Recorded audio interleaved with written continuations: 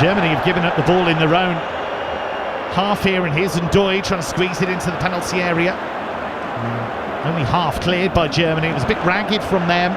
Switzerland pressing well, but a decision goes Germany's way. Murat Yakin in his black polo shirt, the Swiss coach on the edge of his technical area, not happy with that.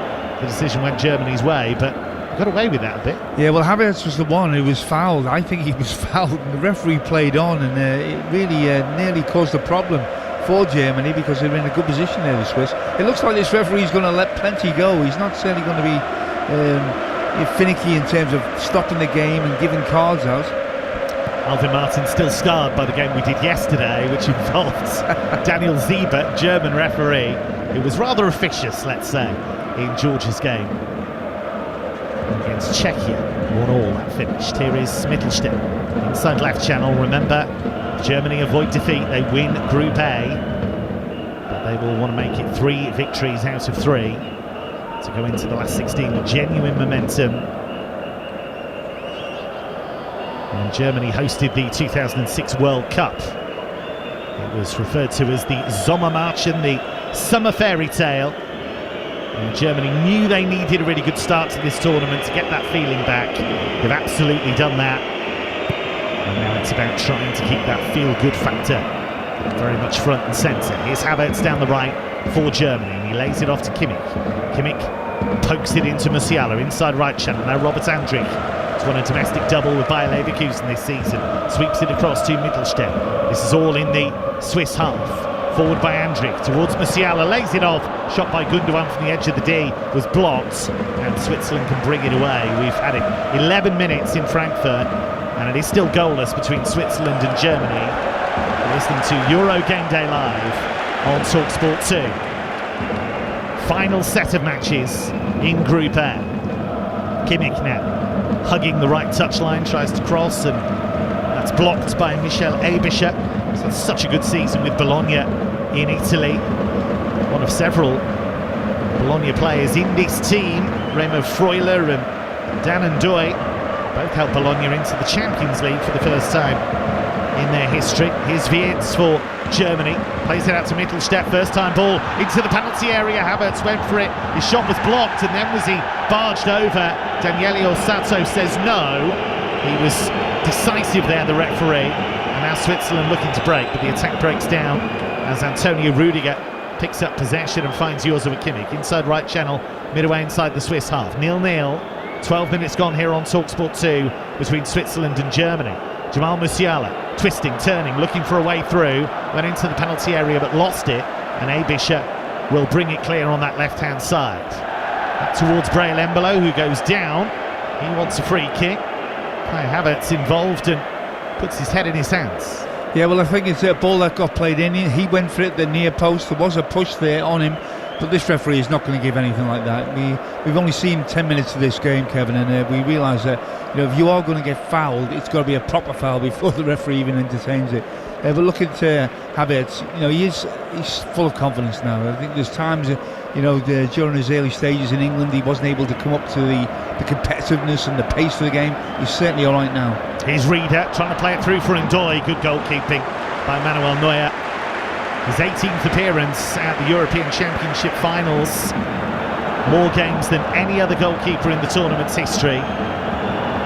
Here is Havertz, right edge of the penalty area, trying to step over. He left the ball behind, and flag goes up in any case, and Switzerland will have the free kick. Not only has Neuer moved past Gigi Buffon in the all-time appearance makers list when it comes to goalkeepers, he's now level with Bastian Schweinsteiger on 18 in terms of appearances by a German player at European Championship finals. It really is quite something. Well, he has. He's been one of the most magnificent goalkeepers ever, hasn't he, really? But he's not the keeper that he was. I think the main difference I've seen in him, Kevin, to when he was at his real peak, was when that ball's laid back to his feet. He just looks a little hesitant. He's already had one now that he played out. He didn't want to take a chance, whereas normally, excuse me, he would hold the ball and play out from the back.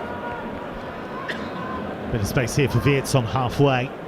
Plays a little 1-2 with Toni Kroos, and now the ball breaks for Havertz. just to the left of the centre circle for Germany. Toni Kroos now just rolls it calmly to Mittelstädt. Kroos completed 101 of his 102 passes against Scotland on opening night. He is still a remarkable footballer, and potentially going out at the top. It would be the ultimate mic drop if he could win the European Championship on home soil for Germany, having won the Champions League at Wembley with Real Madrid. That is the definition of going out at the top. Here is Andrich moving it to Jonathan Tah, his Leverkusen teammate. Although some in the German media would have you believe not for much longer, Jonathan Tah being strongly linked with the move to Bayern Munich. Here is Andrich again, very much a warrior in that midfield, but he can play as well. Former Union Berlin man, now the imposing figure of Tah. Tah rolls it into the centre circle for Kroos, who was dispossessed but unfairly, says Daniele Orsato. Granit Xhaka pleading his case, and he helps Kroos to his feet. Just a little overzealous there, Xhaka. Probably a little bit fortunate as well there, Kroos. But I think there's a little, I suppose, really sign of domination coming in from Germany at the moment. They're starting to keep the ball, control the ball. They're sitting a little bit deeper now, Switzerland. But there's also, I think what it is with Germany, their patience. So that they dominate, they pass square, and all of a sudden they just get the ball forward. So they don't just keep the ball for keep ball's sake. They also look at round the edge of the box and say, okay, now we're going to try and play a ball into a tight area, flick it round the corner. They will take chances. I'm a big admirer, Kevin. I think they get the balance right about when they've got the ball, where to go with it, when to keep it, but also when to take a chance of threading the ball through. Yeah, it's got the handwriting of Julian Nagelsmann on this team, as the Germans would say. Here's Mittelstädt, low ball from the left-hand side, brilliant defending by Abischer. He had to get there. Here comes Germany again with Andrich with the shot, and it's bounced in. A horrible moment for Jan Sommer as the ball bounced over his dive. Robert Andrich with the early strike for Germany. It's another goal from range at Euro 2024, and the hosts are sparkling again. It's Germany 1, Switzerland 0. Well, it looked like a speculative effort, and one of the most experienced goalkeepers in the world should deal with this, but he doesn't. It bounces in front of him. What on earth he's doing, I don't know, but he got it all wrong. It really is a poor mistake at the highest level by a vastly experienced goalkeeper. Now I wonder if they're going to have a look at this, because in the build-up to Andrich's goal, there looked to me to be a clear foul by Musiala on Abischer as he cleared the ball. So we'll see if they review that. But Andrich with this bouncing shot from 20 yards out, goalkeeper made a real mess of it, and Daniele Orsato is coming across to the monitor and is going to have a look at what I think is a foul by Musiala on Abischer. What do you make of it? Yeah, I think you're right. I think he's going to rule this out, and I think if he does, Sommer, the Swiss goalkeeper, will have had a right result. And Musiala's trying to latch on to the cross. He gets it wrong, and he hits Abischer as Abischer clears it. It was brilliant defending from the Bologna man, and Musiala just takes him out, really. It's not intentional. Musiala's just trying to win the ball, but Switzerland were appealing for that as Andrich hit the shot. And Daniele Orsato has ruled the goal out for the foul by Musiala, and Alvin Martin couldn't really see any other outcome. I don't know why he looked at it 3 times. You've only got to see it once, and you can forgive him for not seeing it in the actual present, because it was a ball that was cleared, Sommer has had a right result there, Kevin. You must put your hands up and think, pray, because your prayers have been answered, because that would have gone down as one of the biggest mistakes in tournament history as a goalkeeper. He's been so solid for Inter this season. He won the Scudetto with the Nerazzurri, kept 25 clean sheets in all competitions this term, Jan Sommer, but he didn't have his best moment there. Nor did Manuel Neuer at the other end there, as he slipped as he cleared the ball. But one wonders about this pitch, which is continuing to cut up, just as it did when England played Denmark in this stadium a few days ago. Germany 0, Switzerland 0 on TalkSport 2. If you want coverage of Scotland against Hungary, we've got live commentary over on TalkSport. Free kick given to Switzerland wide on the left here. Braille Embolo, one of 7 players in this starting 11 for Switzerland who either play in Germany or have played in Germany, and he wins the free kick. Well, they've got a look about them, haven't they, Switzerland? You know, they're playing against one of the, obviously the host nation, but one of the favourites, certainly after the 2 games. And they've really come here with a game plan and an intensity that, all right, they know that they're going to have to defend, but whenever they do get the ball, they're also going to cause problems for Germany. If they win this game, they win Group A. It's as simple as that. Switzerland looking to nail down their place in the last 16. Here comes the free kick from the left. It's played in by Abischer. Good strong header away by Havertz, who is really good in the air. Now playing forward towards Rieder. Just 22. Seen as a rising star in Swiss football for quite some time, but he's been hampered by injuries with his French club Rennes. But he's very much seen as a player for the future. And at the moment, seen as a player for the present. But here come Germany with Gundogan up to halfway, and Musiala, who wasn't booked for that challenge on Abischer. It was rather clumsy. And Musiala being tracked down by Switzerland, who are working so hard in midfield. But Germany have retained possession with the diminutive Joshua Kimmich. And he just curls it over the top, looking for Gundogan, just inside the penalty area, inside right channel, twisting, turning, looking for a way through. Back to Andrich. He just floats it out to Kimmich on the right, curling cross, header away by Manuel Akanji, and it's an offside flag. It remains Switzerland 0, Germany 0. You are listening to Euro Game Day live on TalkSport 2, presented by Carling, the UK's #1 lager, 18 plus. Please drink responsibly. Kevin Hatchard alongside the former England defender Alvin Martin. Remember, there's live commentary of Scotland-Hungary over on TalkSport. You'll hear every kick of Euro 2024 between now and when that trophy is lifted. You'll hear it on either TalkSport or TalkSport 2. We've got you covered. Here is Akanji, 10 yards in front of his own penalty area. A treble winner, of course, with Manchester City. Won the league again with Pep Guardiola's team this season. It was touch and go for a while, went down to the final day of the Premier League season. City pipping Arsenal to top spot. And Akanji, one of the players who has played in Germany, had 4 years with Borussia Dortmund. And they do look like a solid unit so far, Switzerland. Yeah, they do. Yeah, look, we spoke about it before the game started. You know, vastly experienced. Lots of people in there with 50-plus caps.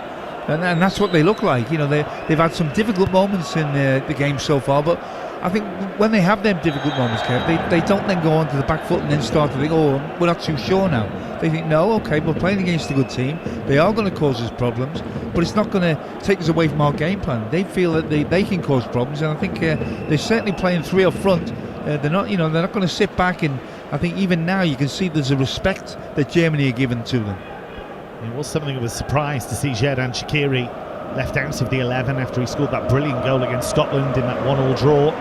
Switzerland were in danger of losing that game in the second half. Grant Hanley hit the post with a header, the Scotland defender. But Switzerland survived, and they've only actually lost 2 of their last 15 group stage games at major tournaments. They're a tough team to beat.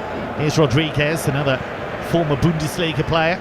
He was at Wolfsburg for several seasons. Now he plies his trade in Italy with Torino. It's his 118th cap tonight, Ricardo Rodriguez. But the Swiss attack has broken down, and Antonio Rudiger helps the ball back to Manuel Neuer, who booms it up towards halfway. Strong header by Xhaka, so important to this Swiss midfield. He was arguably Leverkusen's best player this season. The Bundesliga Player of the Year was his opponent tonight, Florian Wirtz. But if it was down to me, and I can confirm it isn't, it would have been Granit Xhaka who got it. Good battling here in midfield by Kimmich. He was faced by 2 Swiss players there. It's gone back to the right back zone of Germany, and then all the way back to Manuel Neuer, who takes a sure-footed first touch and helps it across the penalty area to Tar. Again, strong pressing here by Switzerland, and this is the danger for Germany. It was one of the concerns going into the tournament. What would happen as they built up from the back, as teams pressed them? Scotland didn't really do it, and Hungary didn't manage it either. Now, this is by far the toughest test that they've had so far, and I think we'll find out more about Germany tonight. Here's Musiala, moving away from Xhaka, and he rolls it to the left touchline for Maximilian Mittelstadt. And now it's worked in field to Toni Kroos in the centre circle. Kroos with his 17th appearance in European Championship finals matches. 300 wins for Real Madrid. Nice round number. Hung up his boots with them. Hung up his boots with Germany at the end of Euro 2024. Here he is in possession. Swings the ball delightfully out to Mittelstädt. Such an amazing passing range that Kroos has. Decade at Real Madrid, having left Bayern Munich, somewhat controversially at the time. Embolo with a good challenge to dispossess Andrik there and tried to get Switzerland on the move. Rudiger stepped out of defence to win it and was fouled, and we've got the first yellow card of the evening, and it's shown to Dan Ndoye, the 23-year-old forward, shaking his head, doesn't look happy about that. Alvin Martin, what did you make of it? Probably a little bit unlucky there. He just tried to poke a toe at it. Rudiger goes down, makes a bit of a meal of it. Maybe that's played a part in the decision the referee's given, but you know, again, it's not been easy. I think the last sort of 5 minutes, although they've had good possession, Germany, can't really see too many gaps that they can exploit within the rear guard of Switzerland. Roof is closed in Frankfurt tonight.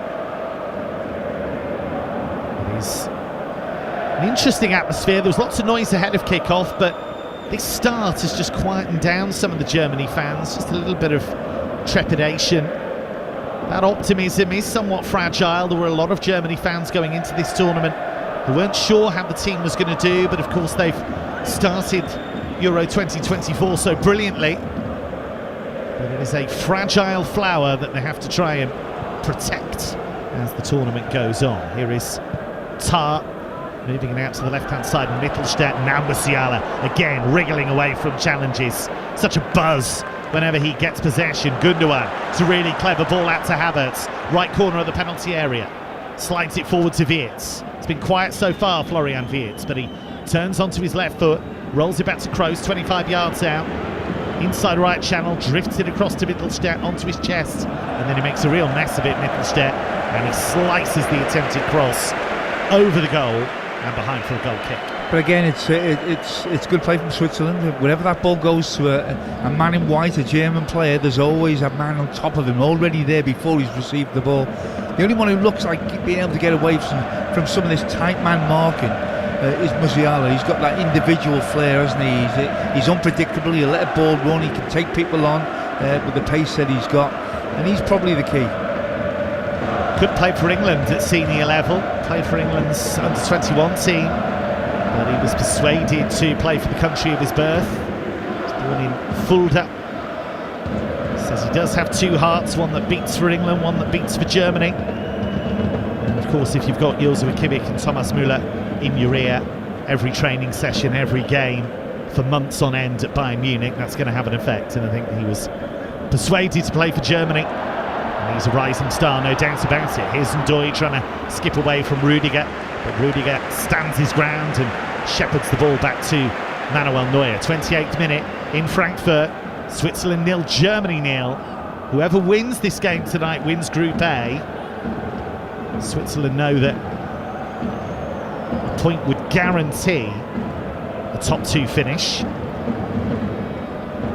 They've already got 4 points, so chances are they will go through. Here's Rieder though for Murat Yakin's team. Forward to Ndoye, trying a little backflip, back heel to return it to Rieder. Rieder forward now to Freuler. Freuler's cross, and it is hooked in by Dan Ndoye. Switzerland have stunned the hosts. A lovely move, and Ndoye with a telescopic reach to send the ball crashing into the top corner. And we have a shock on our hands here. It is Switzerland 1, Germany 0. Well, that is top quality football. Passing, pressure. Once the ball got down the left-hand side, can you pull out a really perfect cross? Yes, you can. But there was still a lot to do for Ndoye. And it's a fabulous finish. It really is. It's not an easy one, but he gets such a great contact on the ball. He's really tight. We might have to just wait for confirmation, because it's a really tight run. And they might get away with it, Germany, so we've got to wait for VAR's decision on this, but it really is a shame if that's chalked off. It's a brilliant football goal. Gut feeling, having seen just the one replay in line, is that he might have gone a touch too early, but we'll see. They have the semi-automated offsides, of course. Are we going to get a goal disallowed at either end in this first half? No German player actually appealed. No German player, so it's going to be down to VAR. It looks like it has been given. Yeah, the goal does stand. It looked on first view as if he might just have been beyond the last man, but Dan Ndoye has scored his first ever international goal. What a time to get it. What a team to get it against. What a stage upon which to shine. And it is these Swiss fans you can hear in Frankfurt, and Germany, for the first time at Euro 2024, are behind. And now we'll find out how they respond. Absolutely, absolutely. I think this is the first big test for Germany during this tournament. Everything's gone according to plan. Everything's fallen very easily for them.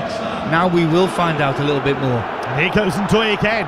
He's got there ahead of Rudiger. Oh, and the shot goes just wide of the far post. He managed to get to a long ball just ahead of Rudiger, inside left channel, and he went for the shot left-footed. He beat Neuer, and it whizzed just beyond the far post. Well, he's just scored a great goal, and you know, this is Rudiger, who's no slouch. He's given him half a yard start in Ndoye and still got the other side of him. I thought that Neuer had just got a touch on that, but he hadn't.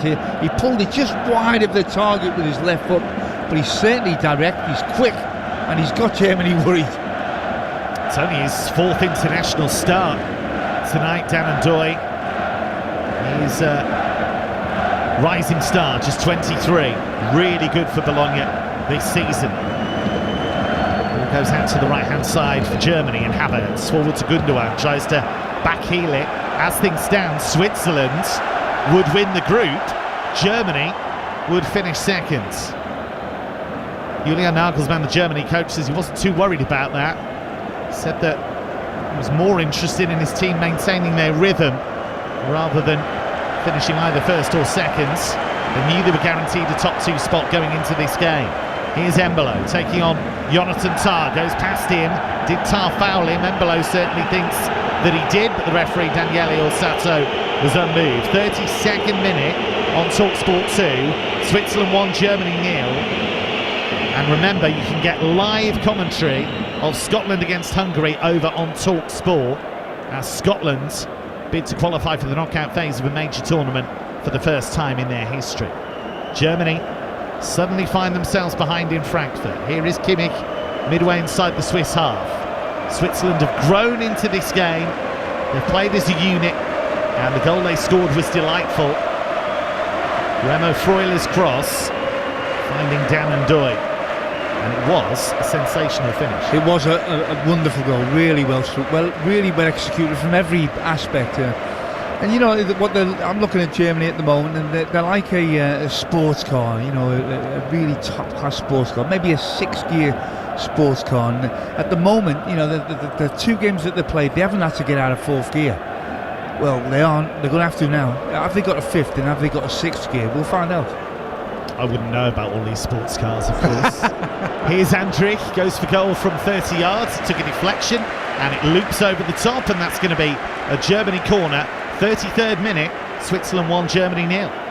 Well, I think Switzerland, you know, they might not have dominated possession, but they've certainly come into this game with real intelligence. They've come into this game well organised, very positive, full of confidence. They've got their noses in front. And they're a constant threat with the pace that they've got. So Germany, while they want to take the game to Switzerland, there's a lot of rubbish being thrown. You know, it's crows out there. Where are they? They're some sort of paper. Looks like scrunched up paper. It's those flags. Well, it's nothing dangerous. It's not bottles, is it? Kroos' corner. The heads go up. It's headed up, but not really away. Switzerland will work to do here, but Fabian Schär's able to win it. And now Ndoye with his pace, trying to burn Germany again, and then Mittelstadt just cleverly stepped across him, made sure there was contact, and goes down. You are listening to Euro Game Day Live on TalkSport 2, presented by Burger King. Bring home the ultimate food satisfaction. Get your favourites delivered now. I'll tell you what, Kevin, you know, you look at the two centre-halves of Germany. We've had a very good tournament so far, Rudiger and Tah. Both of them are good athletes, you know, they've got a turn of pace. But Ndoye especially, and Embolo as well. They've got real pace, and against one versus one, I don't think either of them will fancy it. And I think if they can get the right now service behind those defenders, especially when Germany are pressing high up the pitch, there's a lot of space to exploit with that pace. It's interesting with Ndoye, the goal scorer, because goal scoring isn't something he's done really this season. He only scored twice for Bologna, but he was a regular for them, and that's the only thing that's been missing from his game really. And he has convinced Murat Yakin that he should be in these starting lineups. He has impressed at Euro 2024, and now he has a goal to go with it. We did mention before the goal went in actually that the German fans around the stadium were looking a little bit more concerned than usual, and it is the Swiss fans that you can hear. Here is Ndoye down the inside left channel, plays it in field to Embolo, forward to Rieder, the Rennes youngster. And now back to Manuel Akanji in the centre circle for Switzerland. These teams have met 53 times before. Germany have won 36 of those clashes. They've only ever lost 9, but it is the first time they've faced each other in the Euros, and they haven't actually clashed in a major tournament since the 1966 World Cup. And as we know, the final of that didn't go well for West Germany, as it turned out. Bit of space here for Akanji. See, England fans will still always go on about that every chance we get. Sommer now, back out to Akanji. Sommer will just help it to the right-back zone. It's Germany's turn to press impressively. Sommer all in blue, just whips it towards halfway for Switzerland, but Tar stepped out of defence and volleyed it forwards towards the edge of the area, and that's really smart from Granit Xhaka, who is the most capped Swiss player of all time. Game number 128 for the Nati tonight. That is some record. Yeah, and he's missed the calm as well, Kevin. That's an example of it there. Just when you want to calm the game down, keep possession, somebody else would have maybe hooked that on and give possession back to Germany. But he was clever enough to be able to get it back to his keeper with a header. It just took the sting out of a particular phase of the game. Forward by Rieder, he nearly squeezed it through for Ndoye. Germany do look vulnerable defensively at the moment with that pace that Alvin Martin has mentioned. And here is Kimmich for Germany, having won it back, and he's moving into space inside right channel. Curls it across to Mittelstadt inside left channel. 20 yards from goal, goes back to Kroos in the centre. Kroos forward to Kimmich, first time ball over the top, and it was too narrow and too difficult, and it's gone all the way through to Jan Sommer. Germany have won this tournament 3 times, the joint most. There wasn't a huge amount of optimism going into this tournament, but they have won people over with those first 2 wins against Scotland and Hungary. They weren't perfect against Hungary. Hungary did make chances, including one in the very first minute. It's a clash here on nearly halfway. Daniele Orsato comes across and is brandishing the yellow card here. It's Embolo and Tar who are down. Tar just holding his head here. Xhaka, his Leverkusen clubmate, has come across to check that he's okay, and Tar is going to get the yellow card. He jumped into the challenge, basically hit Embolo in the head and hurt himself landing. That was awkward all round. Yeah, it was, wasn't it? Again, was it a booking? I think it was a foul, no doubt about it. But maybe his foot was high. But, I'm surprised that he started off letting things go, and he's just now starting to crack down. He doesn't agree with it, Tar, that is for sure. Well, it means Jonathan Tar's out of the last 16 match, because he'd already picked up a yellow card in the tournament. He did say going into this game that he wouldn't change how he played, even though he knew he was on a suspension, and he will now miss that game against whoever Germany face in the last 16. By the way, that goal that Switzerland scores was a Bologna player setting up another Bologna player, Remo Freuler, with the cross, and it's his second assist of Euro 2024, alongside Denis Man of Romania at the top of that particular list right now. Of course, it's early days. Give credit as well to the Swiss manager. He's it must have been in his mind. Does he play Shaqiri? He scored that wonderful goal against Scotland, and he has got an X factor about him. But he's gone for the younger legs, the pace up front. And up to this point, he's been proved right, Kevin. It's a tactic that's certainly working. Remember, if you want live commentary of Scotland against Hungary elsewhere in this group, that's over on TalkSport. We've got you covered for Group A tonight. On TalkSport 2, Switzerland 1, Germany 0. If you're just joining us, Dan and Doy's goal.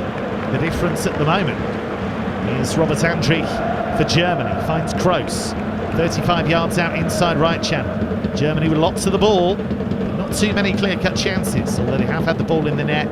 The goal was ruled out. Here's Wirtz down the right, cuts it back towards Havertz, but again Switzerland are there. They've defended very diligently so far. It was Freuler coming back from midfield to help out. Germany take the throw quickly. There's an urgency about Die Mannschaft at the moment. Here is Jonathan Tah on halfway. That was a real hospital pass to Kroos. It's only because it's Tony Kroos that he was able to not panic and get out of danger. A lot of players would have lost it there on halfway. Here's Gundogan, the captain, down the inside left channel, and he rolls it out to Mittelstadt. He cuts it back to Andrich. 5 minutes to go to half-time. And it is Switzerland 1, Germany 0 on TalkSport 2. The hosts are behind for the first time at Euro 2024. Mittelstadt wide on the left-hand side, gets away from the challenge of Cher, and they try and work it into the penalty area, and Rodriguez gets there first and then got himself into a bit of a mess, and he's given away a corner. Referee seemed a bit unsure there. Germany have taken it quickly. Wirtz to Kroos. Musiala now skipping into the area, twists and turns. He seems a bit unsure there. The cross to the far post, and the header is wide from Rudiger. But interestingly, it was Jamal Musiala who had the ball in the penalty area. He looked really uncertain on the pitch there, seemed to slip. The ball ran through for Kroos, and he crossed for Rudiger, who maybe should have done a lot better. It's a goal kick to Switzerland. Yeah, Rudiger should. I don't think he should be going for goal there, maybe. He should be heading that back down into the danger zone. You look in the 6-yard box for a teammate, but certainly that pitch is starting to cut up now. Musiala, when he was inside the box, you could see his left ankle went as he put his weight down. Yeah, he was really unsure about the pitch last time he played on it, but here he is. He's been gifted the ball in the Swiss half. He's still going. Musiala works it to Havertz, and Havertz fires it over from 12 yards out inside right channel. It was almost at hip height when the ball reached him, and he cut right across it and sent the ball sailing over the bar. Yeah, it's a really interesting game, this is. You know, in terms of what we're finding out about these two teams, we're finding out certainly that Switzerland have come here with a game plan. They're employing that game plan. They've got the noses in front, and rightly so. And now it's Germany who we're looking at and thinking, okay, well, have you got any answers? Are you as good as we thought you were after those first two games? And the answer at this moment in time is not there, is it? It's a side that looks a little nervous. It's starting to look a bit predictable. And the crowd is certainly quiet. They're waiting to see if their team's got something in terms of an answer. As things stand, Switzerland would win Group A, Germany would finish second. It's goalless in the other game between Hungary and Scotland. You can hear live commentary of that one over on TalkSport. Here on TalkSport 2, it's Switzerland 1, Germany 0. Mittelstadt down the inside left channel from left back. Curling cross to the far post, brilliant header away by Rodriguez. It comes to Andrich, who goes for a dipping volley from 25 yards out, and he got it all wrong, and the ball sails wide of the target. Yeah, speculative again, but he got one away, didn't he? And the keeper made a mistake, and that's the biggest result in the first half, is that that was ruled out for a challenge prior to the mistake by the Swiss goalkeeper Sommer. But look, I remember Gundogan, the first sort of 10 minutes of the game, starting to get the ball in lovely little pockets, and they looked like they had a fluency to their play. But that's evaporated. I can't remember you mentioning Gundogan too often in the last sort of 15 minutes. The former England defender Alvin Martin there alongside Kevin Hatchard for this one. Euro Game Day live on TalkSport 2. Switzerland lead Germany by 1-0, and here is the scorer, Dan and Doy, hugging the left touchline. He's got Rudiger for company, with Musiala coming back to help. He loses possession and the ball runs through to Manuel Neuer. Germany have found clean sheets hard to come by, actually. They've only kept 6 now in the last 31 internationals, and every time they have it in their own defensive third trying to build up, the Swiss are flooding that defensive third with players trying to press, but Germany have played through the press and have opened up space. Here's Gundogan. Inside the right channel, he's found Kimmich. 25 yards out, will he go for goal? He thought about it, cuts it back to Kroos. Kroos now trying to reverse pass, and for once he got it wrong. And Manuel Akanji of Manchester City read the danger and is able to clear.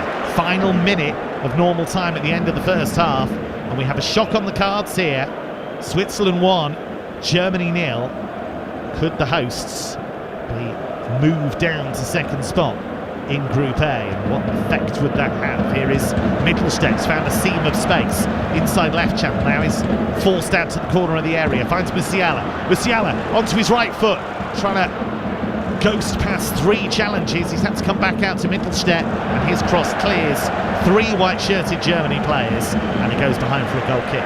Yeah, well, I think Musiala is the one. If they can get him on the ball inside the penalty area, he's got lots of shapes. He's got a real individual ability to ghost past people. He's always liable to turn the game in the favour of the Germans, and they need a moment of inspiration, certainly from him at the moment. Murat Yakin on the edge of his technical area, the Swiss coach, with what looks like a very fancy watch. Well, if you coach Switzerland, you're going to have a fancy watch, aren't you? He'll be delighted with what he's seen so far. He was under a bit of pressure actually after the qualifying competition. They weren't particularly impressive. They only won 4 of their 10 games. They finished 5 points behind the group winners Romania, and 3 of those 4 wins came in the first 3 qualifiers, so they really did fade as the qualifiers continued, but they have made it to Euro 2024, and as things stand they're going to qualify once again for the last 16 of a major tournament. There is space for AZOIR Kimmich of Bayern Munich, although maybe not for long, if you believe what you read. He's only got 1 year left on his contract with Bayern. He still doesn't have an agent, AZOIR Kimmich. He represents himself. Lots of top clubs around Europe would love to sign him. And looking to revamp their team. Will that include a departure for AZOIR Kimmich? Back it goes here for Rudiger, the former Chelsea defender. Won the league and the Champions League with Real Madrid this season. We're into the second of 2 additional minutes at the end of this first half. A very intriguing first half in which Switzerland have competed really well and have taken the lead with a very stylish goal scored by Dan and Doy of Bologna, set up by Remo Freuler of Bologna. There is Kimmich again for Germany. Had lots of the ball, but it's been possession at times without penetration. Kroos plays it square to Jonathan Tah just in front of the centre circle. Now back to Rudiger. Rudiger into Andrik. Andrik forward to Gundogan. Now the low ball by Wirtz is a poor one. He's really struggled at times in this first half. Florian Wirtz, the Bundesliga player of the season. And it is half-time, and work for Julian Nagelsmann, the Germany coach, to do, because his team are behind, and as things stand, they'll be knocked off top spot in Group A by Switzerland. Switzerland taking the lead through a first ever international goal from Bologna's Dan and Doy, and Germany have had a goal ruled out. Robert Andrik's strike chalked off for a foul by Jamal Musiala on Michel Aebischer. So half-time, Switzerland 1, Germany 0. Alvin Martin, thoughts on an intriguing first half? Well, it's been a very impressive first 45 for Switzerland. You know, they have not just scored a goal, Kevin, but I think what's impressed me more than anything is after scoring that goal, they've limited Germany to any real chances. So they've played a defensive strategy which stopped Germany having any fluency in the final third. And whenever they get the ball, they always look like they've got a pace advantage going back the other way. And Doy's got himself a great goal, but has been a constant threat behind the last defender. And certainly Rudiger and Tah, who've looked pretty solid defensively in the previous 2 games, they've looked anything but in the first 45 there. The goal from Dan and Doy was beautifully finished and beautifully crafted. It's very patient play from Switzerland, very incisive. We wondered on first view whether it might be offside, but actually what the replay showed us was that even though Ndoye was leaning forwards, because Rudiger was trying to get back there to block the cross, that outstretched boot ended up playing Ndoye on. And it would have been a great shame if that would have been chalked off. We've seen so many good goals, or what we deem as good goals, chalked off by VAR. So it was great to see that one stand, and they deserved it as well. I think, from that point of view, it was a really well-worked goal. I think what they've also exhibited in that first 45, Switzerland, is you can press Germany, you can put them under pressure, and they do panic if you do it properly. Freuler and Rieder have both covered 6.22 kilometres in that first half. They've been a big part of the pressing game for Switzerland. So, half-time could have a shock on the cards in Frankfurt. It is Switzerland 1, Germany 0, and you're listening to TalkSport 2. Official broadcaster of UEFA Euro 2024, Germany. All too easy. This is TalkSport 2. Euro Game Day Live on TalkSport 2 with Carling, the UK's #1 lager. 18 plus, always drink responsibly. Let's go live to hear about that winning goal. The crowd's gone absolutely wild here. How on earth do you sum up your emotions right now? Amazing. A hat-trick is just the best feeling ever. Is it though? Is kicking a ball into the back of the net really better than food fulfillment from Burger King? That warm, fuzzy feeling of total food satisfaction. Like finishing the last bite of a Gourmet King's Barbecue Steakhouse Angus. No. Correct. Burger King. That's food fulfillment. You could skydive out of a plane. Or swim with sharks. You might even skinny dip in icy cold waters. Or you could get that inexpressible high, that guaranteed rush from finding just the thing you wanted, the thing you needed, at a great sale price. IKEA Summer Sale, now on. IKEA, the wonderful everyday. This tournament, prepare for greatness with William Hill. Get ready for last-minute winners, legendary goals, and straight red cards. Oh, what was he thinking? Win 25% more on every single game this tournament with Bet Builder Extra, online or in the app, only from William Hill.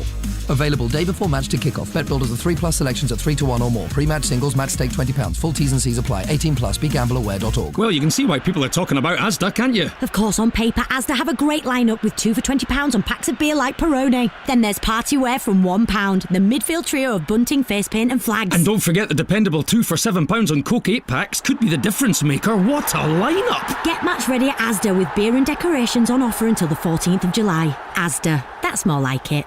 Selected stores online subject to availability. Beer packs 10 times 330ml each. Not available in Scotland. Coke 330ml, £4.25 each. May exclude express in small stores. See asda.com/small stores. Here she is, the 3-time world champion. What has she got in store for us today?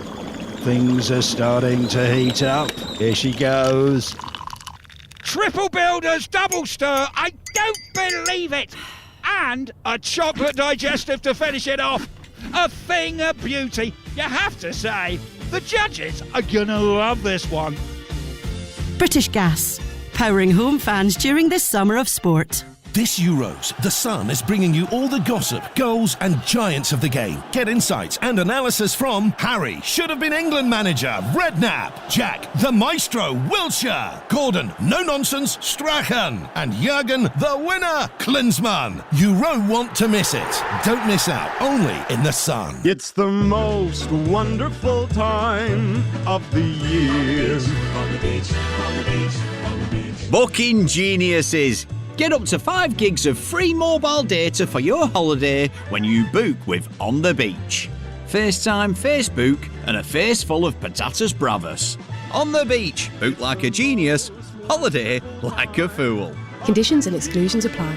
ATOL protected. On the beach.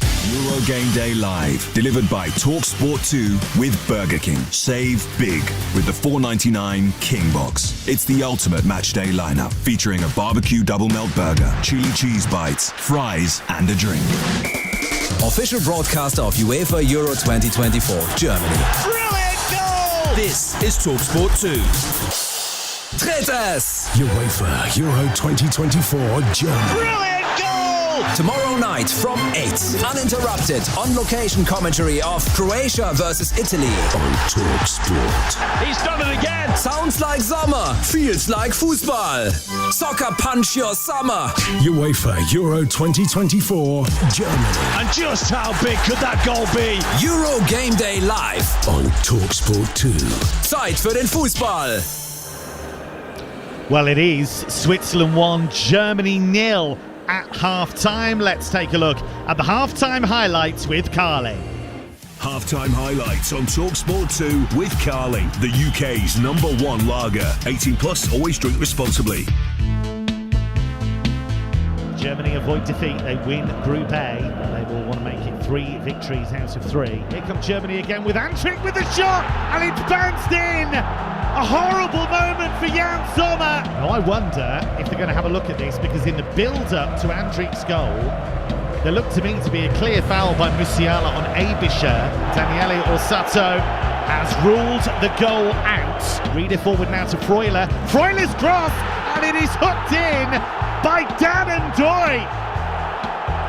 Switzerland have stunned the hosts. A lovely move. Anand Doy with a telescopic reach to send the ball crashing into the top corner. Brilliant football goal. As things stand, Switzerland would win the group. Germany would finish second. Well, that was the half-time highlights. Thanks to Carling. 18 plus. Please drink responsibly. Half-time highlights on TalkSport 2 with Carly, the UK's #1 lager. 18 plus, always drink responsibly. And now it's time to get the latest odds with William Hill. In the Zone on TalkSport 2 with William Hill. Prepare for greatness with William Hill. 18 plus, gambleaware.org. So, if you're going to back Switzerland to win, that is 13-10. So it is still odds against for Switzerland to get the win. Germany to win is out to 12-5. The draw 19-10. Some enhanced odds for you. If you think Granit Xhaka is going to be carded in the second half, that's 7-4. And Ilkay Gundogan to score any time is 5-1. Remember, the captain scored against Hungary in the previous match. That's all thanks to William Hill. 18 plus. BeGambleAware.org. In the Zone on TalkSport 2 with William Hill. Prepare for greatness with William Hill. 18 plus, gambleaware.org. Well, over on TalkSport right now, Scotland are in action in the other game in Group A as they take on Hungary. And this is how the first half played out, with Joe Shannon and Chris Uwelemo on commentary duty. From desperation in Munich, redemption in Cologne, now will it be Scotland jubilation in Stuttgart? Is this the night to remember for Scotland? Styles, lovely ball out to the right-hand side, and now the shot from Boller is spilled by Angus Gunn, and Robertson gets the header back into the gloves of his goalkeeper. It's going to be a night of real drama. Szoboszlai dinks it in, Orban hits it over the top. What a chance for Vinny Orban! Everybody expected the shot from Szoboszlai. Instead, a clever floated cross into the penalty area. Orban, yes, the angle was against him, but he's inside the 6-yard box. Danger here for Scotland. Slade square to Dominic Szoboszlai, edge of the D. Rising left-footed drive, clean over the top. Goal kick away to our left. So that one is goalless at half-time, and what that means, if you couple it with what's going on in Frankfurt at the moment, Switzerland leading Germany by 1-0. This is how Group A would finish if it all stayed the same. Switzerland would win it, Germany would be second, Scotland would be third with 2 points, but that surely would not be enough to see them qualify for the last 16, and Hungary would be bottom with just the 1 point. If you want to hear live commentary of that second half between Scotland and Hungary, then go over to TalkSport. You'll hear every kick from there. Lots of commentaries coming your way, by the way. We've got the conclusion of the fascinating group which involves Croatia, Italy, Spain and Albania. That's all coming up tomorrow night. Like these games, they are 8 o'clock kickoffs. Croatia against Italy is on Talk Sport. The commentary will come from Nigel Adderley and the former England striker Dean Ashton, while over on Talk Sport 2, Jim Proudfoot, your commentator, alongside the former England captain Stuart Pearce, for a very impressive Spain team as they take on Albania. So lots of coverage, not only on the TalkSport network, but of course go to the TalkSport app as well. The former England defender Alvin Martin alongside Kevin Hatchard for this one. And Alvin, remarkable performance from Switzerland so far, because without the ball they've pressed high, they've taken risks and they've done all the right things, and when they've been in possession they've posed a real threat. Well, you know, they have been the best team in that first 45 minutes. So I think there's no doubt about it that Nagelsmann in the Germany dressing room will be probably a little bit fortunate. There's only 1-0 down, but he's got to obviously to get into them players now and ask them, to certainly improve that performance in the second half. And it'd be interesting to see if they can, Kevin, because up till this moment I've been really impressed with the two games that they played. But this is maybe telling us more about them now that the pressure's on. They've got a goal down. I think Cruz has got the ball in midfield. Andrich has got the ball in midfield, but there's a lack of penetration since they conceded the goal. You would have expected a good team to have reacted and maybe tested Sommer much more, in the remainder of that first half. He didn't really have anything to do. Now that's down to two things. Certainly you've got to give credit to the Swiss, the way they've set up and the way they've defended, but also there's a lack of clinical cutting-edge football from Germany, which we've seen in the first two games, but we haven't really been able to see here. I think they've had the one goal that was disallowed. There was a goalkeeper mistake. They've had a header from Havertz, and apart from that I can't remember too many other instances where they were worrying the Swiss. And that header from Havertz was in the second minute, so they haven't created a huge amount since then. We talked about the pitch, Alvin, ahead of kickoff and how it cut up in the game between England and Denmark. We've had problems with this pitch for months. It's not just a Euro 2024 thing. They've had NFL games on that surface. Is there an element of some of the flair players, like Wirtz, who's been quiet, like Musiala, who has had his moments but maybe not as sustained as we'd usually see? Is there an element of them not trusting the pitch? I don't think so, Kevin. I think, look, they won't be happy with it, and you can see there's times when a player will put his standing foot down, his weight will go through that left or right boot, and you can see the turf coming away in that boot. I think it's more disconcerting for the defenders, because when you're a defender and you're in the final third and you've got somebody breathing down your neck, the last thing you need is to slip and he's through on goal. So I think the people in the defensive areas that mean a lot. A mistake will mean a goal or certainly a very good chance. It's more disconcerting for a defender. I think the forwards can tend to think, okay, well if I'm going to shoot I lose my foot just before, unless it's one-on-one and it's a dramatic sort of instance, an area of the pitch, I think it's easier for them. But look, it's not great. When you're looking at a tournament of this stature and a playing surface as poor as that, it's unusual, isn't it? And it's something you don't associate with Germany. The stadiums are so fantastic. The playing surfaces, as you would have expected maybe in England, are very good here. But this one surface, and you've given a reason for it, but I still can't believe that they've opted for a stadium when they must have known that the surface was going to be a problem for the players. The stadium's magnificent, the city is magnificent, but the surface not quite matching it at the moment. Can Germany turn this around in the second half? They're just emerging from the tunnel and they have work to do to regain the momentum they've so studiously built up across the last couple of games. Devastating against Scotland on opening night in Munich with that 5-1 win. They did what they had to do against Hungary. They weren't perfect in that game as they won 2-0. Hungary made a number of good chances and didn't take them. And now Murat Yakin Switzerland are in front against the hosts going into this second half. If you want live commentary of Scotland against Hungary, which is 0-0 at the moment, you can switch over to TalkSport. But we're focusing on TalkSport 2, on Switzerland against Germany, and it is the Swiss who lead 1-0 as we kick off the second half. Switzerland all in red, playing from right to left as we look at it. Germany all in white, attacking the goal away to the right-hand side. The Germany team, Neuer in goal, Kimmich, Tah, Rudiger and Mittelstädt, the back four, Kroos and Andrich in midfield, Wirtz, Gundogan, Musiala and Havertz, a fluid front four effectively.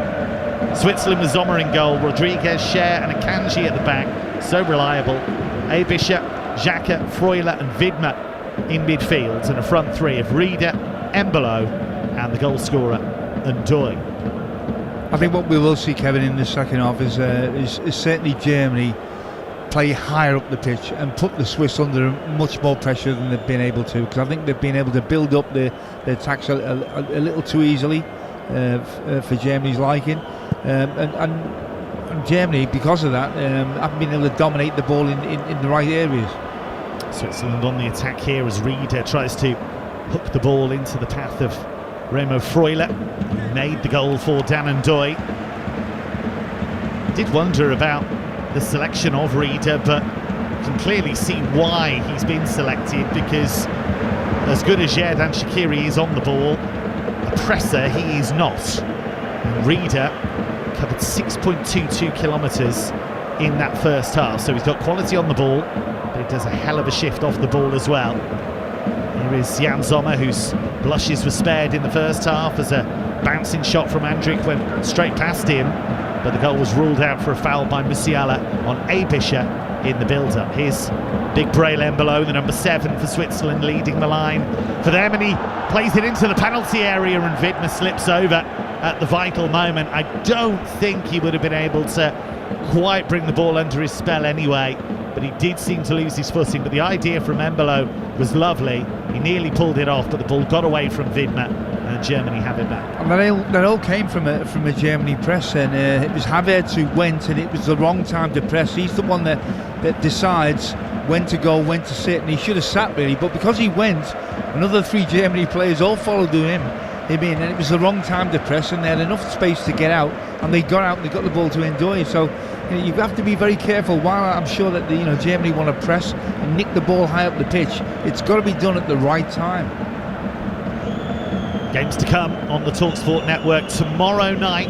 Both of these are 8 o'clock kickoffs. Croatia against Italy and Spain against Albania as that group comes to a close. Could be some thrills and spills. Here's Embolo charging to the edge of the area, into the box now. Can he get a shot away? He's got 3 Germany players around him, and in the end it's a goal kick. But he's so big and strong, Breel Embolo. He's missed most of the season with an ACL injury, but he looks fresh and sharp and up for it. Yeah, just wanted a little bit too much time then. He was crowded out by 2 defenders, but he could have got the shot away a little quicker. But again, that pace has been a constant thorn in Germany's side. Scotland being held by Hungary in the other game in Group A at the moment. So as things stand, Switzerland would win the group, Germany would be second, Scotland would be third, but with only 2 points, and that surely wouldn't be enough to qualify. Musiala went down by the corner flag and didn't get the free kick he wanted. Here is Joshua Kimmich being chased back towards halfway. Daniele Orsato just saying stop it to Robert Andrich, who was protesting furiously about the fact that Germany didn't get their free kick. They've swung the ball out to the left-hand side. Did Tony Kroos just put that ball out of play? He did. And I must admit, that's not very often that happens when you're doing a game with me, Kevin, and I think there should be a foul and the referee doesn't give it. It's very unusual that happens, but Musiala was pushed over on the edge of the box, and he still can't believe that the referee just waved play on. I think we have to ring up Sotheby's. That was a collector's item, that one. Tony Kroos just booming that straight out of play. Here's Ndoye down the right for Switzerland, but he's run off the ball by big Antonio Rudiger. Such an imposing physical specimen, such intensity about the way that he plays. And Germany can bring it out now from their defensive third with Joshua Kimmich, who rolls it into the feet of Kai Havertz. Havertz just plays the give and go, but Kimmich decides not to send the ball over the top towards the Arsenal forwards. And here is Florian Wirtz, who plays a gorgeous ball straight through here to Musiala. His shot fizzed away off the gloves of Sommer, and then on the rebound Gundogan shovels it wide, well wide, but the pass from Wirtz to Musiala was heavenly, outside of the boot. Musiala's shot beaten away, Gundogan wide on the rebound. Yeah, we haven't seen that too often, have we? The run from Musiala was saying play it in there, and he played it with the outside of his boot, the right weight, precision personified, and he just went for power in the end, Musiala. He needed it to be a little left or right of Sommer. He didn't get that, it went straight at him. 51st minute on TalkSport 2, great game in Frankfurt. Switzerland leading 1-0 against Germany, but the hosts are waking up. Here is Widmer, works it in field now to Xhaka, the captain of Switzerland, an integral part of their progress in the last few tournaments. Such a mature player these days. And he's played it here to Rieder on the edge of the German area. Rieder went down under the challenge of Rudiger, who's just clambering to his feet now over Rieder.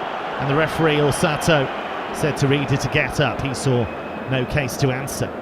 Here is Kroos, just spins away from Rieder. It was lovely play from him. He was there and then he wasn't.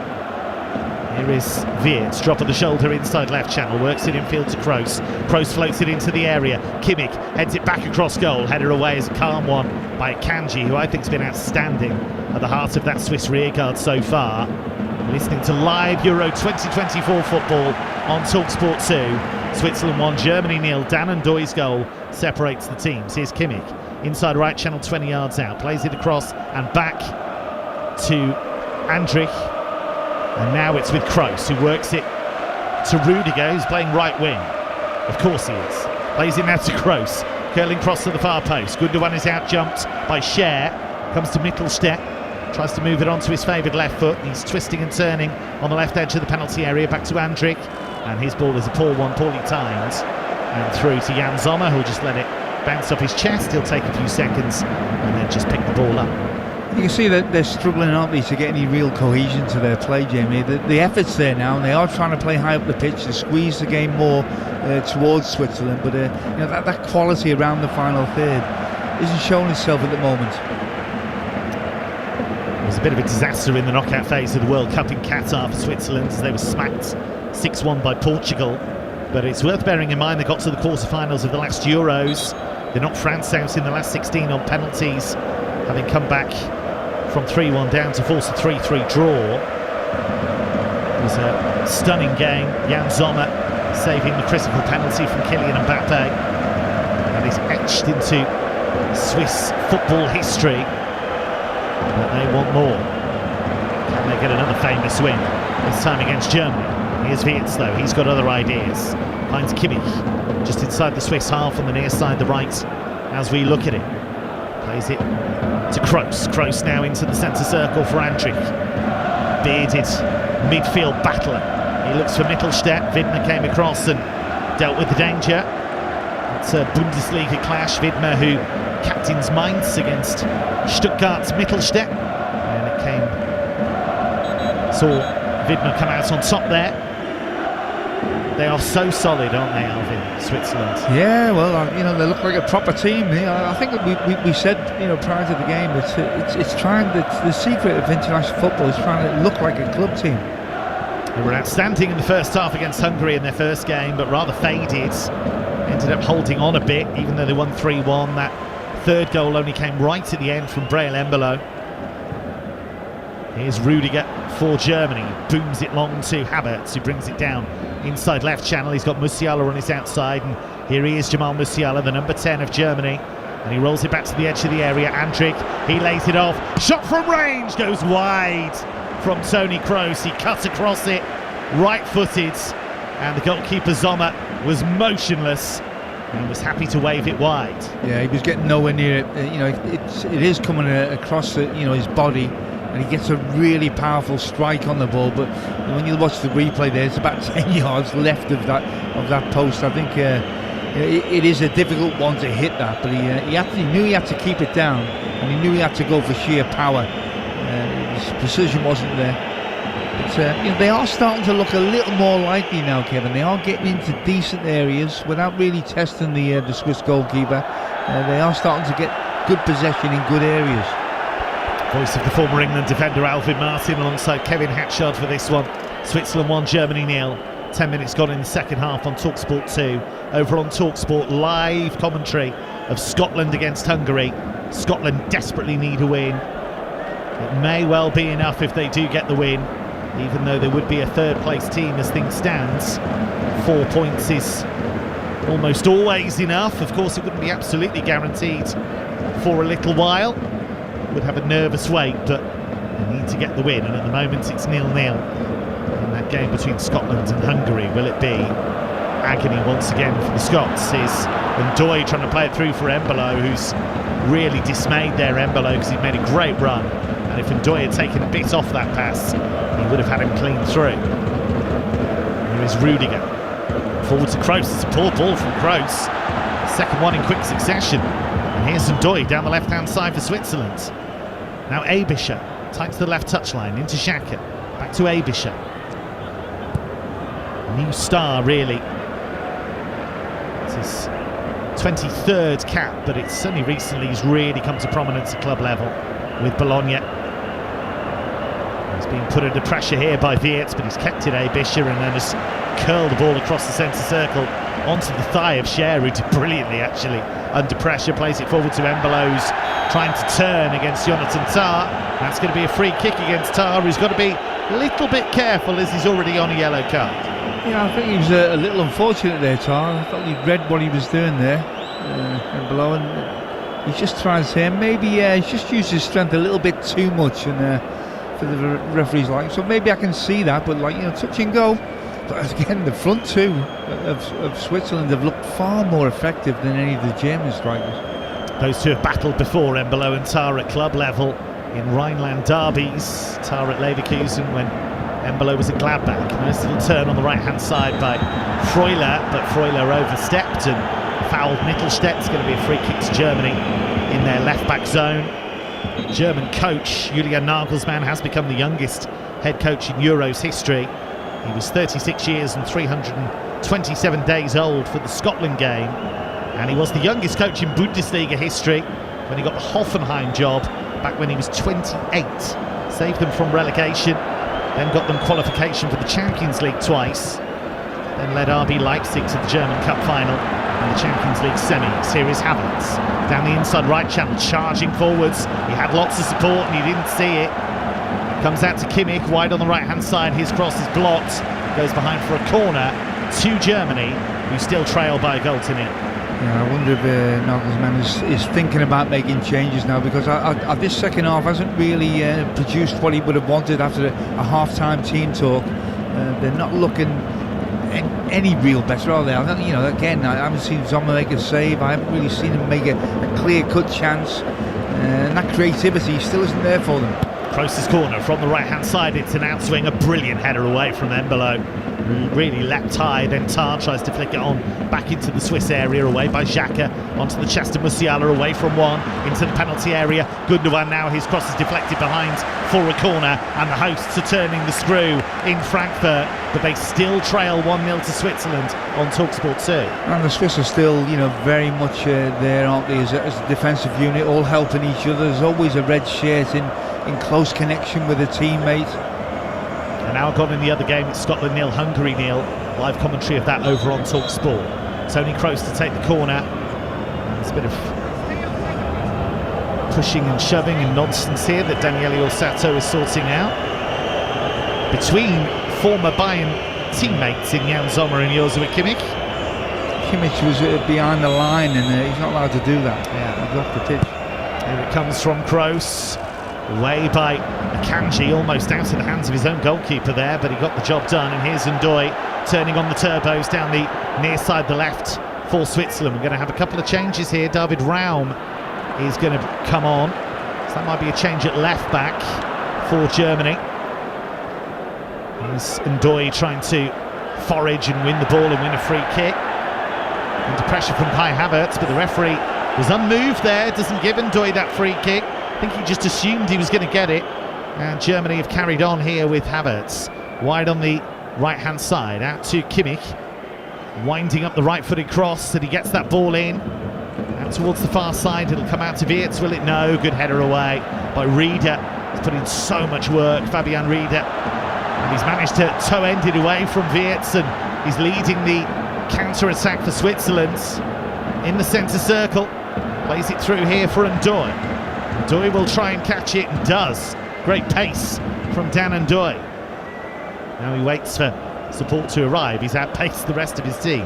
Knocks it back to Aebischer. Aebischer to the captain Xhaka. Aebischer to the edge of the German area, and now into the box with Rieder. He was under pressure from Tar, and the decision actually goes against Rieder, and that's going to be a free kick to Germany. An hour gone in Frankfurt. Switzerland 1, Germany 0. Tomorrow we've got live coverage of Croatia against Italy and Spain against Albania, and a couple of changes here. So Jonathan Tah on a yellow card will make way for Nico Schlotterbeck, who reached the Champions League final with Borussia Dortmund this season. And David Raum of RB Leipzig will come on left back to replace Maximilian Mittelstädt. Raum, who got 11 assists across the Champions League and the Bundesliga this season, and who started all 3 games for Germany at the World Cup in Qatar. Get Alvin Martin's thoughts on that in just a moment. Here's Kroos in midfield, finding Andrich. Lots of the ball, those two, as they've tried to break Switzerland down, but they've found the Swiss stubborn opponents so far. And as things stand, Switzerland will win Group A. Here is Kroos, just rolls it into the centre circle for Antonio Rudiger. Rudiger jogging forward, unchallenged at the moment. Drifts it over the top, looking for Kimmich. Kimmich is caught up with it in the area. Brilliant challenge by Aebischer, just hooked a leg across and knocked it behind for a corner. Such a well-drilled team, Kevin. You know, I'm looking at the Swiss and thinking, you know, there hasn't been any sign of panic. They went up, very early in the game, didn't they, 1-0, and since then, you know, they've just been so solid and intelligent in the way they've approached the game. Kroos' corner towards the far post. Wonderful header clear by Cher. Been so solid, that back three, so much experience. Rodriguez with his 118th cap, Cher with his 84th, Akanji with his 63rd.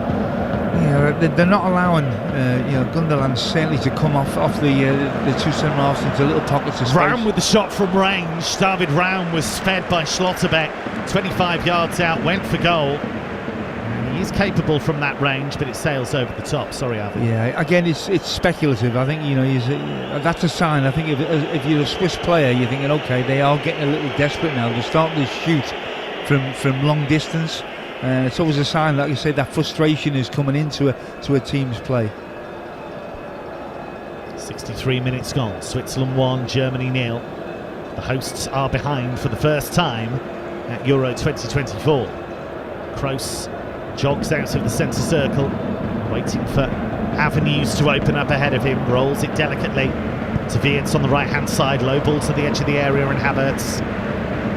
Here is Kimmich now inside right channel, curling cross, and Gundogan with the header. And he wants a corner, and he is going to get one. And Germany just probing again. Yeah, they're not functioning that well as a team, Germany, but they do have individuals there that maybe they can rely on to get them out of trouble. You know, then it might be Gundogan, it might be Musiala. I think it probably, you'd say if you're going to pick one, it would be him. Well, they took the corner really quickly, and Havertz attacked it and got underneath it. And the ball goes over, and there's a Swiss player down, but they nearly caught them out there. And Fabian Rieder down and told that if you want to get treatment, you have to get off the pitch. Germany have had some moments, but Jan Sommer, although he was beaten in the first half by a shot from Robert Andrich, the goal didn't stand. It's not exactly been put under siege. Germany have struggled really to maintain their momentum. And it's going to be a change here for Switzerland. Double change. Going to bring on Kwadwo Dia, who scored in the first game. He's going to replace Dan Ndoye. In fact, they're making 3 changes. They're going to change the whole front 3 because Ruben Vargas is coming on for Reader. And Braille Embolo going off as well. So a triple change for Switzerland, and Robert Andrich is coming off for Germany. And he's being replaced by a forward, so that's an attacking change. It is Maximilian Bayer, who's had a brilliant season for Hoffenheim. He's got 16 goals for them this season. So he's come on for Andrich. That's an attacking change, really, for Germany.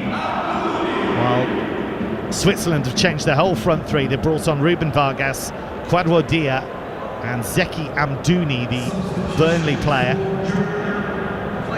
Amdouni, who was relegated with Burnley, scored 6 goals in the Premier League this season. So triple change for Switzerland in attack. Just the one change for Germany. Ball at the feet of Manuel Neuer. So Switzerland going for fresh legs. Yeah, and again, it's an uninspiring performance up to this point. 65 minutes gone. You can't really see any real formation to what.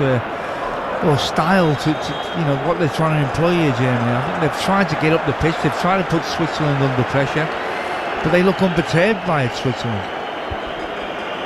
Granit Xhaka not a happy man, as the yellow card has just been flashed for a challenge on Musiala. It wasn't the best of challenges, I have to say. He was just trying to win the ball, but his foot was a bit high, and it'll be a free kick to Germany. Around about 40 yards from goal. Dead centre. Granit Xhaka still arguing with the referee, saying what was that for? And it's inside right channel, too far out for a shot. Toni Kroos with his hands on his hips, ready to deliver for Germany. Both arms tattooed, he bites his lip in anticipation. Can Germany find a response? Still 1-0 down in Frankfurt, still looking as though they'll be knocked off top spot in Group A. Kroos with the curling ball into the box, headed away by Akanji. Bounces for Raum. First time cross, Havertz with the header. And that is over the crossbar. Decent chance for Kai Havertz, and he couldn't take it. You are listening to Euro Game Day Live on TalkSport 2, presented by Carling, the UK's #1 lager, 18+. Please drink responsibly. Yeah, I think this is a very difficult header here, Kevin. He rises and he tries to get above the ball, but it's impossible, really. I think he's made the best of it. He's never going to be able to get it back down onto the target. Good in the air, but not that good. I don't think maybe a big striker like Jan Koller in days gone by, if you remember him, the big Czech striker, 6'7". He might have had a chance at that. 68th minute in Frankfurt, and we are heading for a shock. Switzerland heading for what would only be their 10th ever win against Germany in their whole football history. Space here for Amdouni. He's got a good goal-scoring record, Amdouni, at international level. He's got 6 goals in the qualifying campaign. And here's Akanji. He's played with real calmness. You can see why Pep Guardiola likes him so much. He's so controlled, so on top of everything. So good on the ball as well. Switzerland trying to build down the right-hand side. Gundogan forced back into his own left-back zone to try and win it back. It's a really important final quarter of the game for Germany here. Not just for the game, but for their whole tournament. Here's Ruben Vargas, the Augsburg winger. Twisting, turning in the penalty area. Cross is headed up by Schlotterbeck, but not really away. Xhaka is trying to follow it up. Kimmich just shepherds the ball back to his goalkeeper, Manuel Neuer. It's still goalless between Scotland and Hungary. If you want live commentary of that, you can go over to TalkSport. Joe Shannon and the former Scotland striker Chris Owellamo on that one. But on TalkSport 2, you've got Kevin Hatchard and the former England defender Alvin Martin, bringing you Switzerland 1, Germany 0. Germany behind at Euro 2024 for the first time. Here's Musiala again. Can't quite zoom beyond Freuler. It's been so much hard work in that Swiss midfield. Here's Musiala again. Pokes it into the penalty area. Bayer with the cross. Went right across the face of goal. And there was nobody coming in at that far post. He was a real live wire in the goalless draw with Ukraine in the warm-up matches. Maximilian Bayer. He has been outstanding in Germany's top flight this season for a Hoffenheim team that qualified for Europe. Here is Wirtz twisting and turning. Kimmich with the shot, that's blocked. It's loose in the 6-yard box, and Sommer able to fall on it. Germany's eyes lit up collectively there, but they couldn't force the ball home, and Switzerland survive. It's the first real look they've had at a clear-cut chances, and he stabbed at it really. But again, there were so many Swiss players about, Kevin. You know, credit to them, and it's a fantastic challenge by Kanji, who's been outstanding tonight. I've got to say, you mentioned the back three as a whole. I think that's the foundation that they've built on this Swiss side, and this is a wonderful challenge at a really crucial time by Kanji. Germany really do need a positive tournament. They crashed out of the group stage, both the 2018 and 2022 World Cups. At the last Euros, they lost to England in the first knockout round. There was trepidation heading into the tournament. There is a potential penalty check, and that check is over. So just a spike of adrenaline for the Swiss players. Granit Xhaka was just about to start moaning and then realised it was over. But it was a bit of a scramble after that effort from Kimmich. Well, it flashed up that there was a potential penalty check, and I can tell you check over flashed up pretty quickly as well. Germany have had 65% of possession so far, 15 attempts to Switzerland's 2. But that's football for you. It's a low-scoring sport sometimes, and you can get surprises. And it is Switzerland who still lead. Dan Ndoye's first half goal separates the teams. There is a long delay, by the way, in the Scotland game, a head injury to one of the players, so there might be a fair bit of second half stoppage time in that one. It remains 0-0 between Scotland and Hungary over on TalkSport. When you look at this game here and this performance, you know, 70 minutes gone, the 1-0 up the Swiss against Germany. I bet there's a few big hitters in this competition who are looking at this performance by Switzerland and thinking, you know what, I don't know if I'd fancy playing against them, because they've got plenty going forward, they've got organised defence, they've got, you know, a mentality of experience and youth. There's a lot going for them. Also a bit of a template of how to play against Germany. They've been so much more effective than either Scotland or Hungary were. Here's Xhaka, such an important player for them, and he plays it forward to Aebischer. Aebischer loses it though, Germany clear but wildly into Swiss territory. Scher calmly comes across and deals with the danger. He's been putting out fires like that all evening long in Frankfurt, and that's one of the reasons why it's still Switzerland 1, Germany 0. Can the hosts find a way to turn this around? A team that's already had 6 different goal scorers at Euro 2024. They desperately need a goal from somewhere here if they're to stay top of the group. Amdouni comes in off the touchline. It was a great run, but he just had it poked away from him at the final moment. Here is the long-haired Rodriguez, forward to Amdouni, trying to turn on the edge of the German penalty area. Rudiger came out to meet him, and it was all a bit park football in the end as they were just thrashing at the ball, big group of them. But it's a free kick to Germany, which they've taken too quickly. Gundogan has his pocket picked, and the shot from range by Kwadwo Dia is a poor one, and Neuer able to gather. Well, he should be shooting from there. There's not that bad. They've won the ball back in a really good area. He's got to pass that. You know, I think a rush of blood more than anything, because they could see glory. But again, this German performance really is probably one that we all expected coming into the competition. They had 2, you know, performances where they just strolled through the first 2 games, and maybe it was just masking over a few of the cracks anyway. Musiala's won it well, midway inside the Swiss half. Germany need a bit of magic from him. Here's Gundogan, former Manchester City, Dortmund player, now at Barcelona. Frustrating season in Catalunya for him. He was publicly critical of some of his teammates on several occasions, especially after they were beaten in El Clasico. Felt that his teammates didn't take it seriously enough, weren't hurt enough by the performance. It's the kind of standards that Gundogan sets for himself and that Pep Guardiola sets at Manchester City. So anyone who's played for him, whether it's City or Bayern or Barcelona, keeps those standards. Germany are going to make a double change, including Niklas Füllkrug, their big number 9. But here comes Switzerland down the left-hand side with Kwadwo Dia, scored against Hungary, works it in field to Vargas. Now it's out to Aebischer, wearing number 20. He's been very solid down the left-hand side for Murat Yakin's team. Aebischer again. with stride as he moves in field and he wins the free kick. It's been a really difficult guy to stop tonight. Yeah, look, all the Swiss players have been 8 out of 10 minimum. They've been collectively very, very good. And it's been a frustrating night because they can't really find an answer to it. I'm looking at Gundogan, he's drifting deeper and deeper. He started off in this game really, Kevin, wanting to get the ball in them little pockets in front of the back three of the Swiss, but he hasn't been able to get into the game, and he's gradually just come deeper and deeper. And that tells you that whatever they've tried to do in this game, Germany, has not worked. Germany taking off two of their bright young things. Florian Wirtz and Jamal Musiala are replaced by Leroy Sané and Niklas Füllkrug. Of course, he was often referred to as Sané in England, but he does say Sané, and that's what they say in Germany. So Leroy Sané and Niklas Füllkrug are on.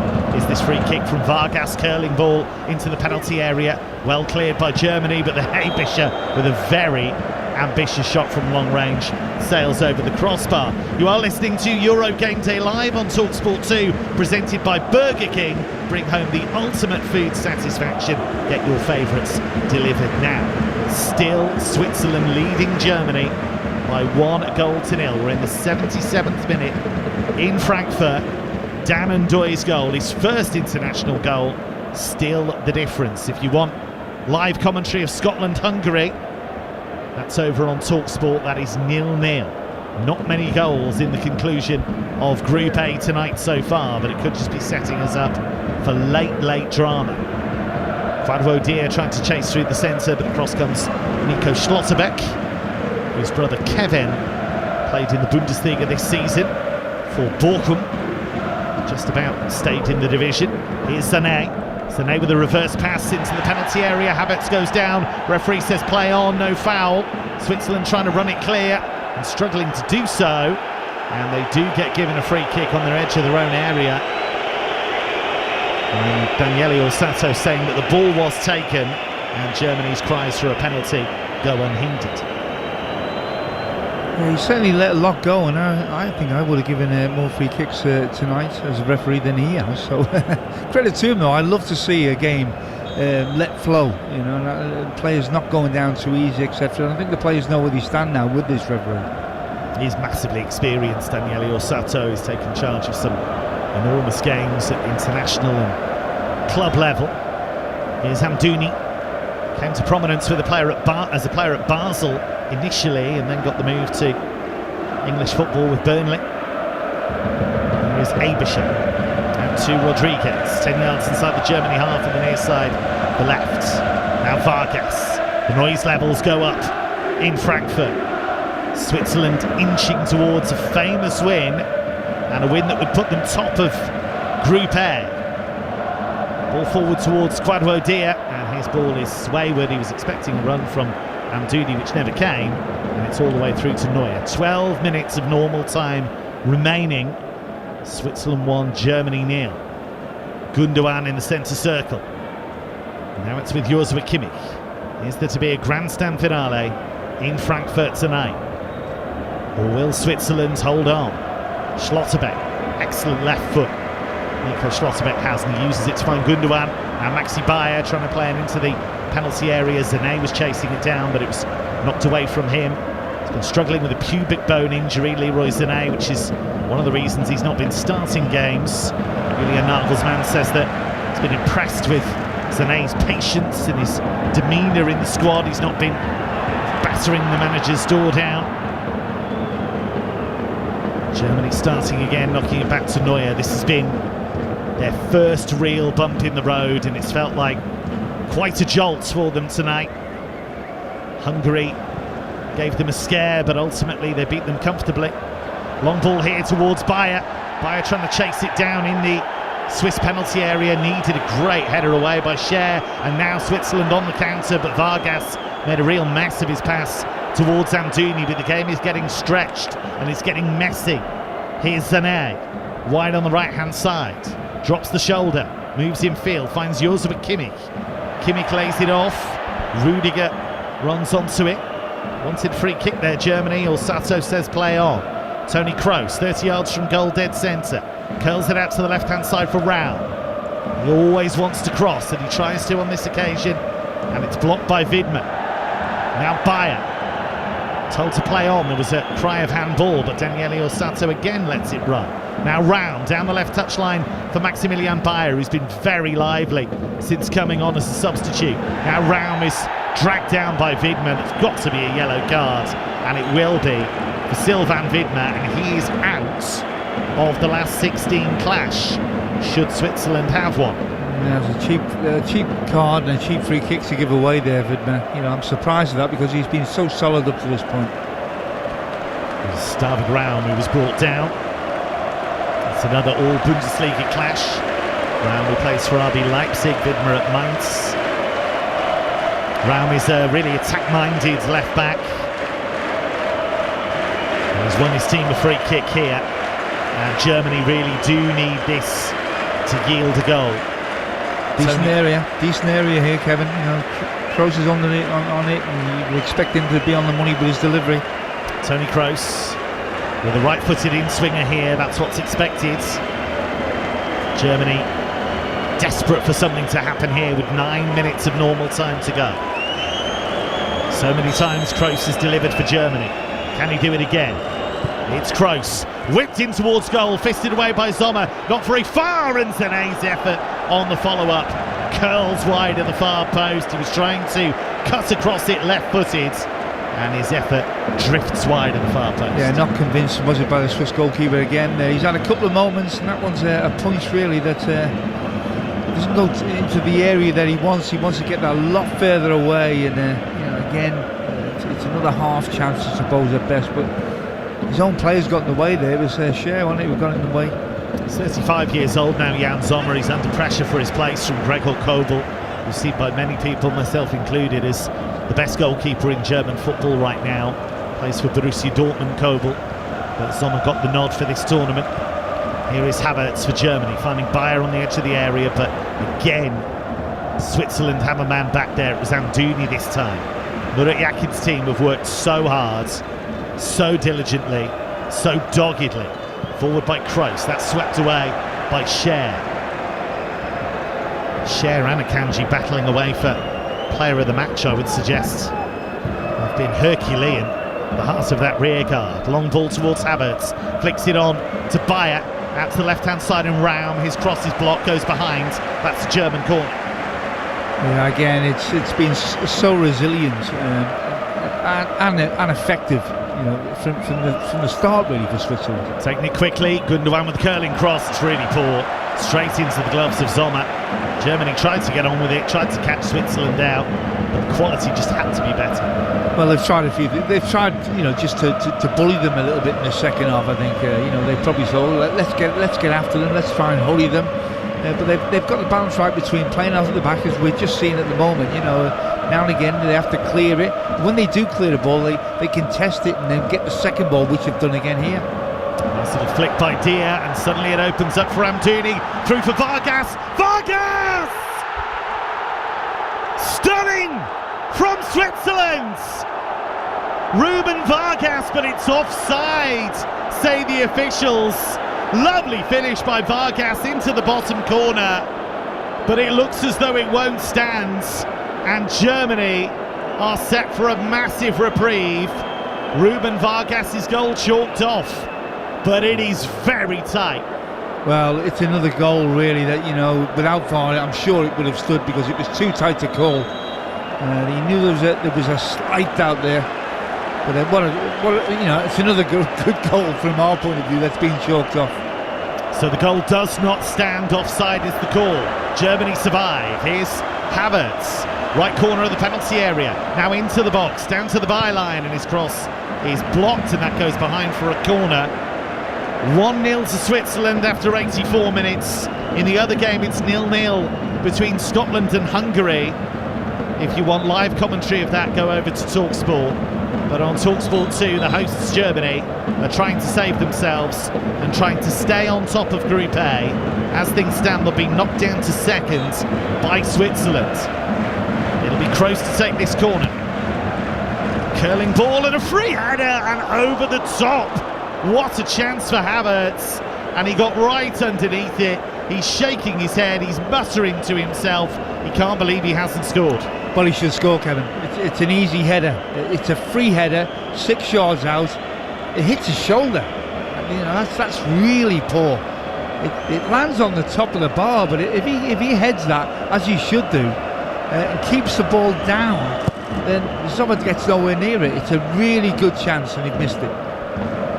He's usually very strong in the air, but on that occasion he got it all wrong. And Germany have missed their big opportunity. Will there be another? Here is Gundogan turning away from Vargas, who was so convinced he'd scored.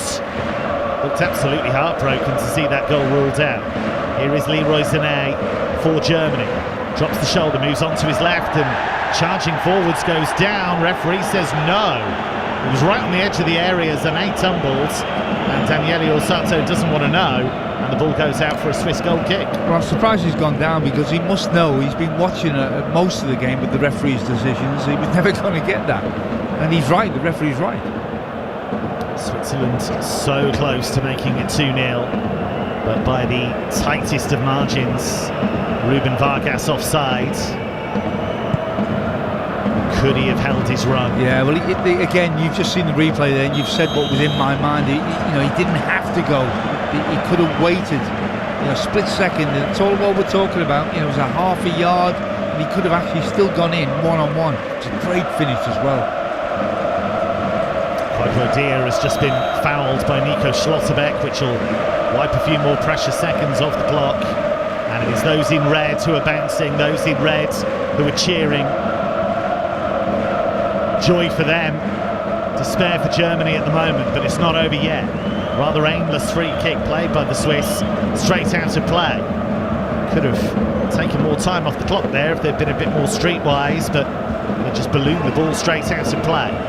87th minute in Frankfurt. Switzerland 1, Germany 0 on TalkSport 2. Are we going to bring you a major shock at Euro 2024? Germany will play in the last 16. As things stand, they are going to be dethroned in Group A. There is Manuel Neuer, who has been beaten just the once by Dan Ndoye on his record-breaking night. 18th appearance at the European Championship finals, more than any goalkeeper in history. Flick on by Füllkrug, looking for Havertz in the area. Havertz trying to turn under pressure from Scher, who has been immense in that Swiss rearguard, and he's won it back for Switzerland. And now Amdouni on the charge, finds Vargas. Vargas, left corner of the penalty area. Checks, plays it back. Xhaka! Brilliant save by Neuer.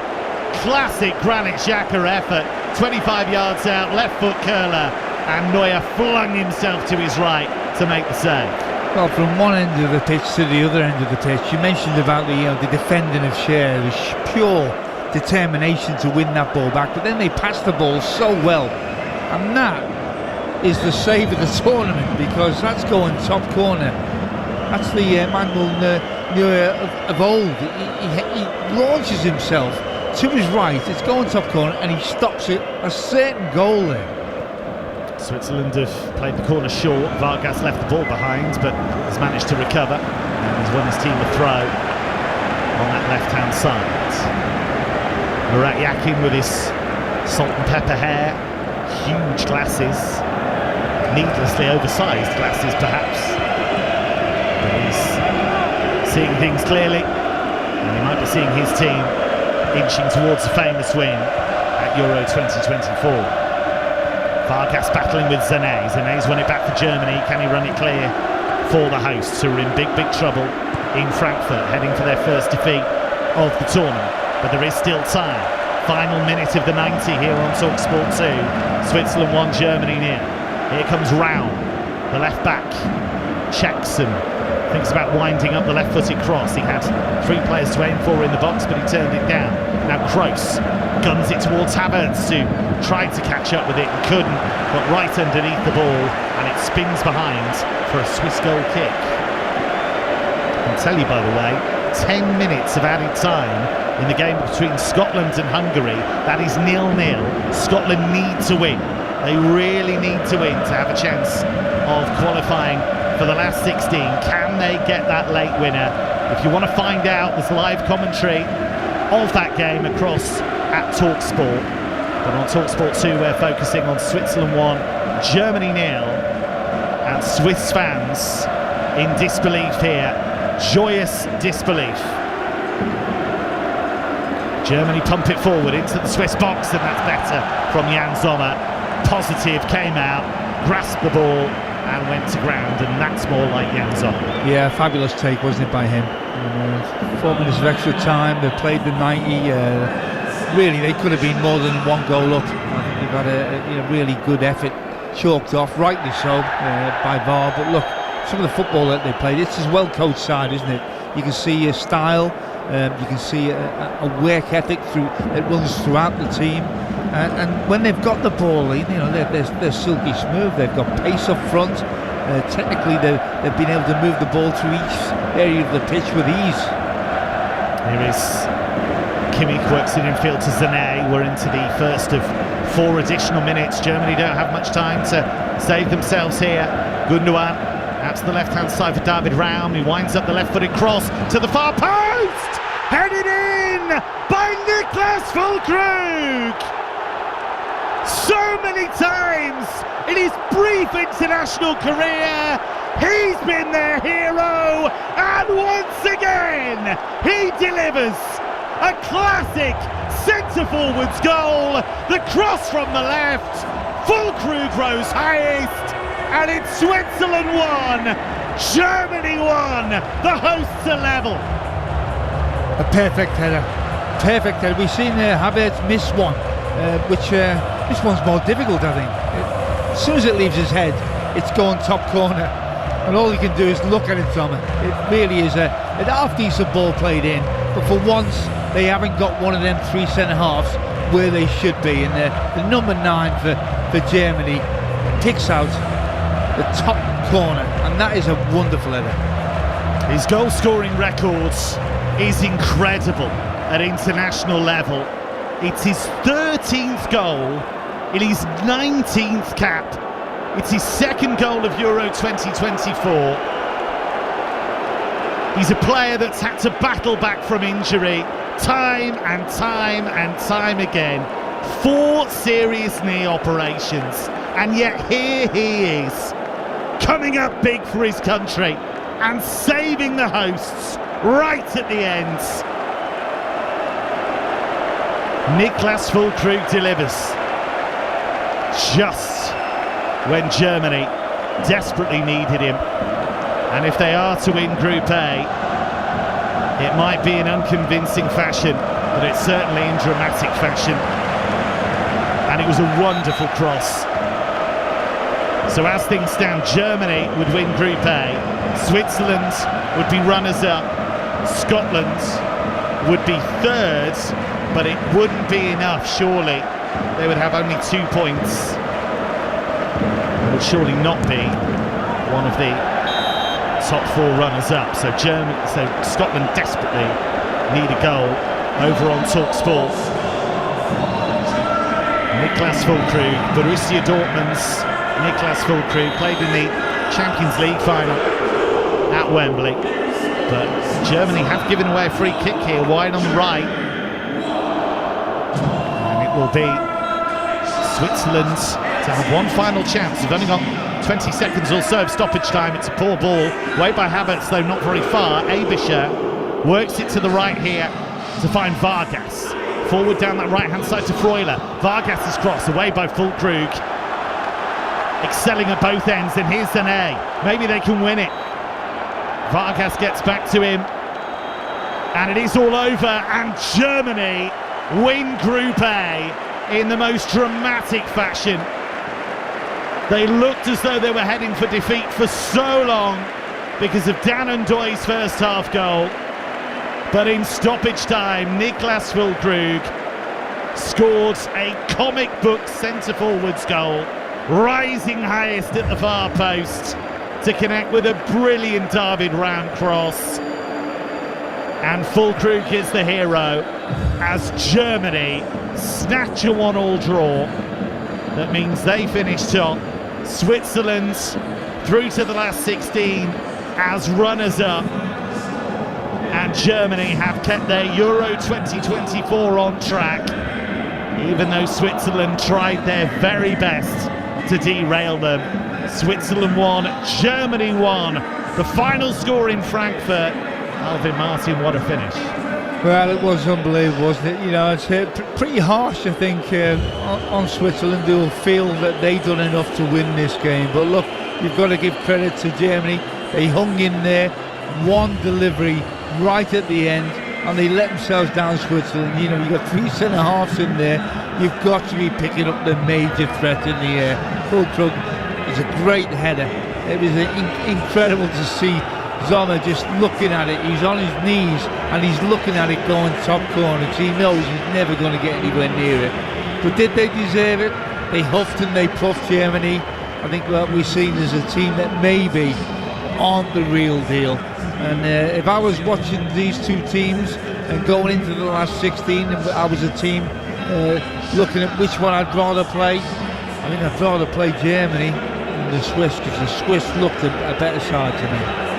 So what does it mean then? It means that Germany will play the runners-up of England's group in the last 16, and it means that Switzerland would play the runners-up of Group B, so they could face quite a big team really, because of course Group B is the group of death. It's got Spain and Croatia and Italy in it, and Albania have done well too. What about the other games still going on over on TalkSport? If you want to catch live commentary of the last few moments, Scotland 0, Hungary 0. Scotland need to win. They've got to win if they are going to make the last 16. Is it going to be brave failure once again for Scotland at a major tournament? Well, it has been a really extraordinary finish to the game, and we can give you a look at the King performance thanks to Burger King. King Performance on TalkSport 2 with Burger King. Bring home the ultimate food satisfaction with the Gourmet King's Barbecue Steakhouse Angus. Order your Burger King delivery now.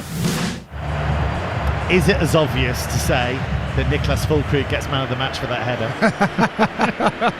Well, look, I'm going to give it to a defender, and I'm going to give it to a Swiss player, Kevin, because I think that the back three of the Swiss were magnificent tonight, and they switched off for once and paid the price. But you know, as good as it is for Germany, I feel that, you know, the back three were brilliant for the Swiss. Rodriguez, Akanji, and Cher. Which one do you pick out of the three? I'd have to go for Akanji. I think he was absolutely composed throughout the 90 minutes. And he was great on the ball, and I think that, you know, everything they did tonight was built on a defensive strategy, but also with an attacking dimension to it. So I'm going to give it to Akanji. Well, this is the way we'll do it then. You say Manuel Akanji, I'll say Fabian Cher, and then we've got those two covered off between us, because I think they were both well worth that man of the match performance. That was our King performance pick in association with Burger King. King Performance on TalkSport 2 with Burger King. Bring home the ultimate food satisfaction with the Gourmet King's Barbecue Steakhouse Angus. Order your Burger King delivery now. So just to recap then, Switzerland won, Germany won. Switzerland took the lead in the first half through Dan and Doy. They led for so long, and then in stoppage time, David Raum with the perfect cross from the left wing, and Niklas Fulkrug with a classic centre forwards header. I can tell you, in the 99th minute, Hungary have taken the lead against Scotland. Absolute heartbreak for Steve Clarke and the Tartan Army. It looks as though it's going to be yet another major tournament where Scotland do not progress. That's in the 99th minute of that game. There was a head injury in the second half and a big delay, which is why that game has run over. Alvin Martin, I just want to ask you about that final moment for Germany, because how transformational is it in this tournament for them? Because if they'd lost, there would have been all of this talk of, well, they failed their first proper test and they lack rhythm, but that goal just changes perceptions, doesn't it? Well, I'm not so sure. I think what it does, this performance probably takes a little bit of pressure off Germany, because I think, if they'd have won this game convincingly against a very good Swiss side, I think everybody would have been building them up again. So maybe it's a blessing in disguise. We shall find out. But one thing is for sure, they had a lack of potency, certainly at the point of the team, and that header. It was a fabulous header, although it was a free header, I've got to say, and I'm surprised that he was given that amount of time and space.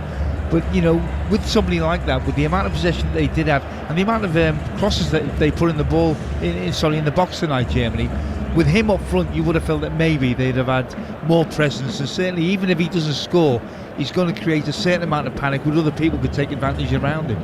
On the Swiss side of things, they'll be devastated to have conceded the equaliser, but so thrilled with how they played, and with the ball, without the ball, exactly what Murat Yakin, the coach, wanted. Yeah, I think it was a reflection of a really good coach team, and I think there was a know-how about their play, Kevin. I think he made changes as well. I think if he left his pace on, you'd be a brave team to push high up the pitch on them, because going back the other way with leaving space behind your back two or back three, they would be a team you wouldn't want to be playing against with that sort of space. It is over in the game between Hungary and Scotland, and Hungary have won it. A goal right at the end has given them a slight chance of making it through to the last 16 as one of the best 4 third-place teams, and Scotland are out of Euro 2024. So we can give you the final standings of Group A. Scotland have finished bottom, just 1 point they've taken from 3 matches. Hungary have finished third, 3 points from their 3 matches. Switzerland runners-up in Group A on 5 points, and Germany top Group A with 7 points, but they're left awfully late in Frankfurt tonight. My thanks to Alvin Martin for his insight and his company. I've been your match commentator, Kevin Hatchard. Over on Talk Sport, it'll be the Euro Sports Bar Weekender with Danny Kelly and Perry Groves. That gets underway from 10:30 as they take your calls on all of the evening's action. 03717 223344, the number to dial. You can also send us a voice note on WhatsApp to that very same number. Coming next on TalkSport 2, an episode of Cult Heroes, the final score in Frankfurt. Switzerland 1, Germany 1, and Germany, the hosts of Euro 2024, top Group A. Official broadcaster of UEFA Euro 2024, Germany. Brilliant goal! This is TalkSport 2. Euro Game Day Live, delivered by TalkSport 2 with Burger King, official providers of food fulfillment. That warm, fuzzy feeling of total food satisfaction. Order your Burger King delivery now. It's the event we've all been waiting for. The 30-metre vacuum is on! He's really ramping up the power. Straight around the first corner, overtaking Pepper. Oh no! He's hit a hurdle. It must be a coin. Great recovery, and now he's on the home straight. This could be a personal best, and he's done it. Incredible scenes. He really has cleaned up. British Gas, powering home fans during this summer of sport. It's the most wonderful time of the year. On the beach, on the beach, on the beach. Booking geniuses, save your summer. Get a wiggle on and book yourself a bargain with On the Beach. Big budget or small, we've got a mega holiday for all. Should have been a rapper. On the Beach, book like a genius, holiday like a fool. ATO protected. On the beach. This tournament, prepare for greatness with William Hill. Get ready for last-minute winners, legendary goals, and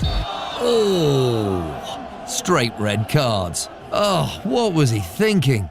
Win 25% more on every single game this tournament with Bet Builder Extra, online or in the app, only from William Hill.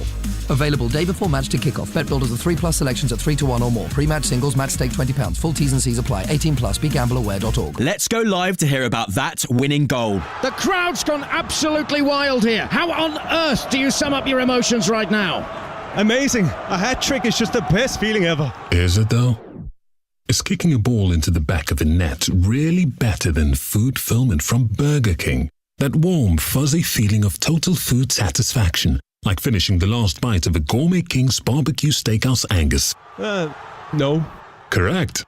Burger King. That's food fulfillment. Create your avatar. Pwn your first nude.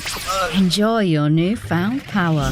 Climb the leaderboard. Dominate the leaderboard. Listen to people scream your gamer tag. Kirsty_26. Kirsty_26. Kirsty_26. For less. Selected IKEA gaming setups are now at a new lower price, along with thousands of other products. IKEA, the wonderful everyday.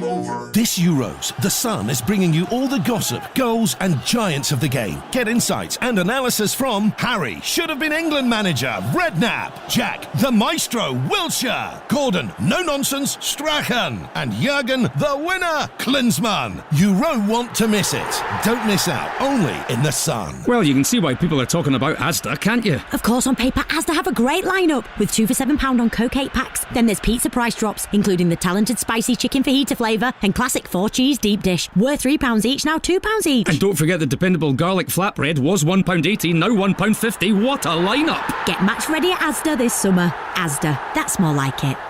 Selected stores online subject to availability. Coke 330ml, £4.25 each. Pizzas and flatbread end 17th of July. May exclude express and small stores. See asda.com/small stores. Euro Game Day Live on TalkSport 2 with Carly, the UK's #1 lager. 18 plus, always drink responsibly. Official broadcaster of UEFA Euro 2024, Germany. It's game on. This is TalkSport 2. You wait for Euro 2024 Germany. Soccer punch your summer. And it's got in! Tomorrow night from 8. Uninterrupted on location commentary of Albania versus Spain. And it's a magnificent goal. On TalkSport 2. Incredible! Incredible Zlatan Ibrahimovic! Ronaldo! That's magnificent! Dennis Bergkamp! Dennis Bergkamp! Dennis Bergkamp! Zidane! Now, in the second half of tonight's show, we'll discuss the stories behind the former Newcastle forward, the amazing Tino Asprilla. But we're starting tonight by discussing the life of Pro Evolution Soccer legend Adriano. Welcome, Tim. Lovely to be here. Thank you very much for coming all the way across the Atlantic Ocean. This is the kind of stuff that goes on this programme. So we're going to start with Adriano.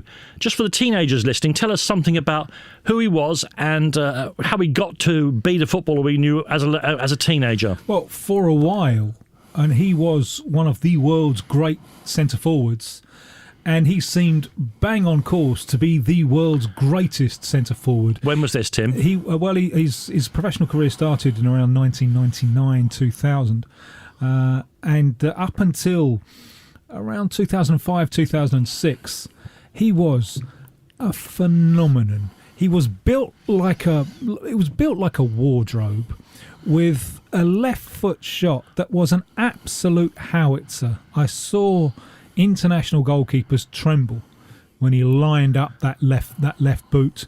But he wasn't just strong, he was subtle with it. He was the complete package for a while, until he stopped being the complete package because of what was going on in his head. Which is, of course, what we'll be getting onto later in this edition of the Cult Hero Summer Specials. For me, my recollection is that, you know, we're going to talk in the course of this series, you're going to talk to us about several brilliant South American players and several genius Brazilian players.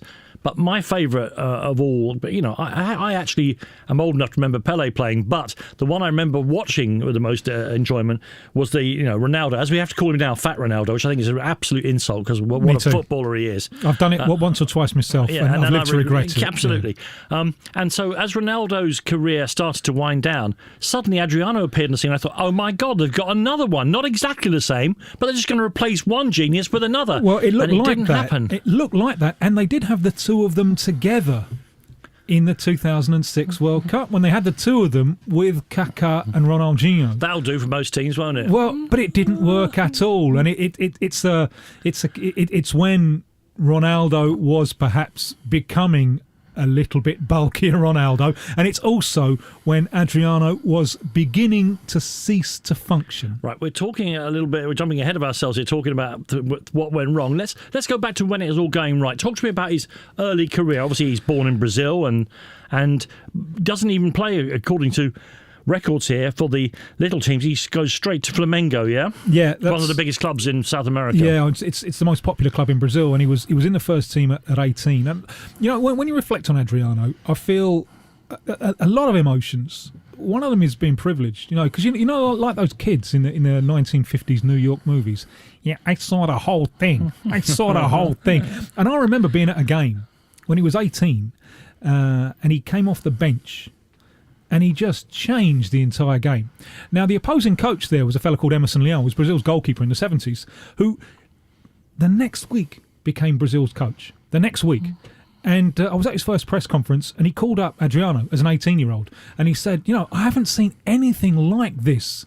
A big left-footed centre-forward. The comparison for those of us of a certain age perhaps wasn't the best one. He compared him with Serginho from the 1982 squad. Who to my recollection, was literally a plank. Yeah, although if you got your crosses in and let him attack it, he was fearsome, but a technical midfield, he wasn't quite the races.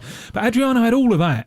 But he had the subtlety as well. And Adriano in the 82 side, he would have combined with all those great midfielders They'd have won the World Cup. That they had. So he was straight in the Brazil side at 18. That was a little bit premature, and it didn't come off. But you could see that there was something absolutely phenomenal. The combination of strength and subtlety and placement, positioning. He seemed to have the entire lot. And as he proved in Italy, because a lot of people, when they look back at Adriano's career, they said, he couldn't settle. Look at the stats. It simply is not true. He went to Italy as a teenager at a time when Serie A was a much more difficult proposition than it is these days. At a time when it's probably ahead of the Premier League. We've talked about it several times on Trans Europe Express. It's hard for younger people to understand that at the turn of the century, Italy had 10, 12 excellent club sides. If you look at some of their lineups, because they still had all the money there, and you just think, my God, that's another international level. There's an international level. That's now happening in the Premier League, less so in Italy. They had so many good players there that lots of good players were just on the bench. So Adriano goes to Inter as a teenager. It's clear that he has potential, but that's they're a magnificent team. So he has to be loaned out here and there a little bit first, and he goes to Fiorentina and he scores goals. He goes to Parma, he scores lots more goals, and then he goes back to Inter. And there's a succession of titles there for Inter, and he is the main man. So at this point, we are talking about a player who looks as if he's poised to become the world's greatest centre-forward. I mean, he's you're right in to say that he is at Inter in the mid-noughties, as we now call them. And it's very hard for you to separate what's happened from where we were then. But when he was winning the Copa America with Brazil in Peru in 2004... Just to break off there, I was in the stadium for that one. Argentina had won the game. It was 2-1 until the last kick. And it was one of those left boot howitzers. Goalkeeper didn't move. 2-2, no extra time, straight to penalties. And Argentina, who'd won the game, they went into the penalty shootout with the air of people who've just been pickpocketed. They didn't know where they were. You knew they were going to lose that penalty shootout. The following year, Confederations Cup, he's a top scorer in the Confederations Cup. And the first game was against Greece. Now, you'll remember, Danny, how well Greece defended. In fact, how dull they were. Yeah. It was a game based on not conceding. All right, fair enough against everything that Europe had to offer in 2004. The following year, the Confederations Cup, the first thing that's up against them, the goalkeeper, Greece, he didn't move. And it was like 40 yards. Bang! Back of the net. All over. 1-0. And once Brazil had taken the lead against Greece, Greece ain't going to come back. No. So at that point, roll out the red carpet. So thank you. And what I was trying to say then, so he's in a great Inter Milan team. He's in a Brazilian team that's winning the Copa America.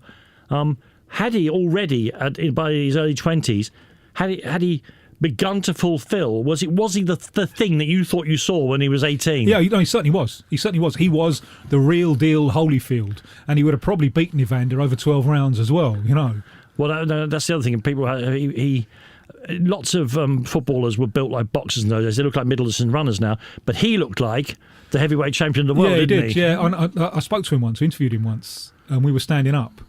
And, I'm not, I'm about just 5'11", something like that. I hurt my neck having to look up to him, Yeah. And, taking a voyage round him, it would have taken forever. These loans in between being bought by Inter at 18 and becoming the player he was 4 years later, the loans to Parma and Fiorentina, how are they viewed in Italy now? As somebody who was just learning his trade and improving? Or there's not a sign of failure, is it? Not at all, because, when you're buying someone at 18 at that time, no one expected him to go straight into the Inter side. I think he scored a magnificent free kick on his debut for Inter.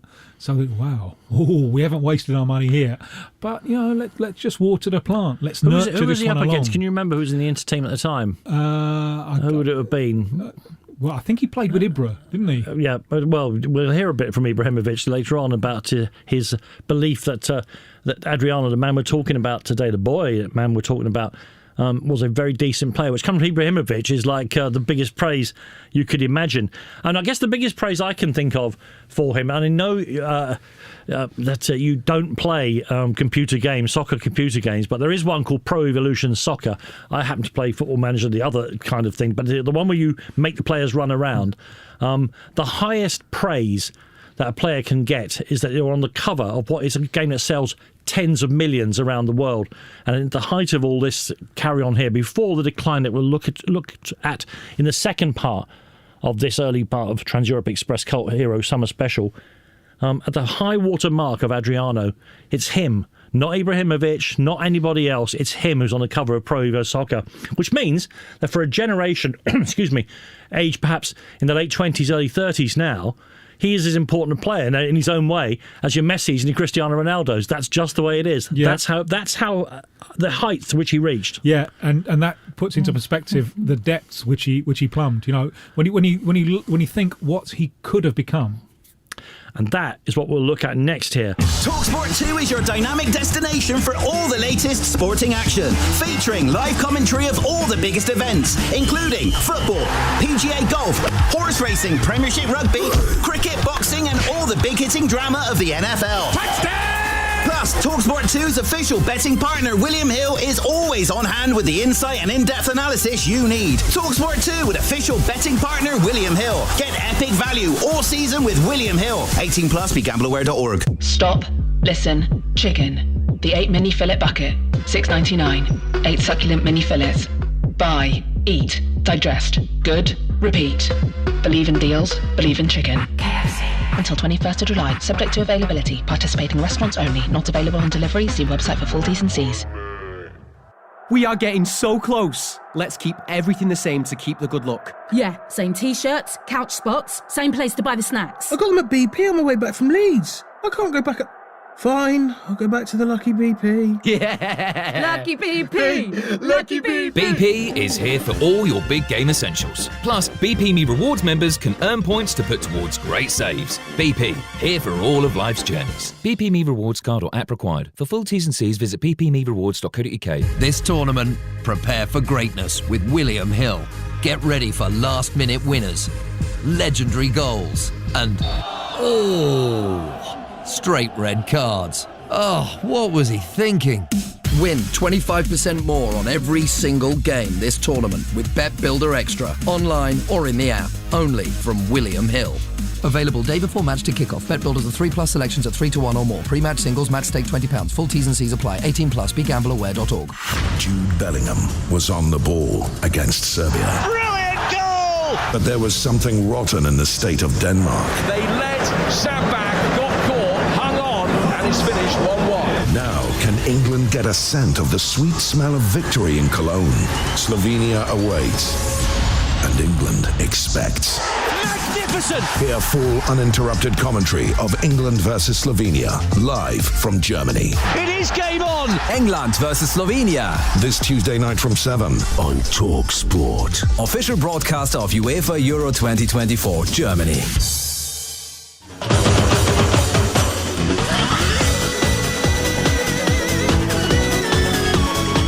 Adriano, it's there. Breakthrough just as they did in their opening game against Croatia. They've opened the second half with a goal. Mette via il pallone Adriano, contropiede, 1 contro 2, attenzione all'imperatore, salta il primo, attenzione, è 1 contro 1, attenzione, è 1 contro 1, attenzione, cerca di saltarlo, ne salta, arriva il secondo, il tiro, e gol, e gol, e gol, e gol, e gol, e gol, e gol, e gol, e gol, e gol, e gol, e gol, e gol, e gol, e gol, e gol, e gol, e gol.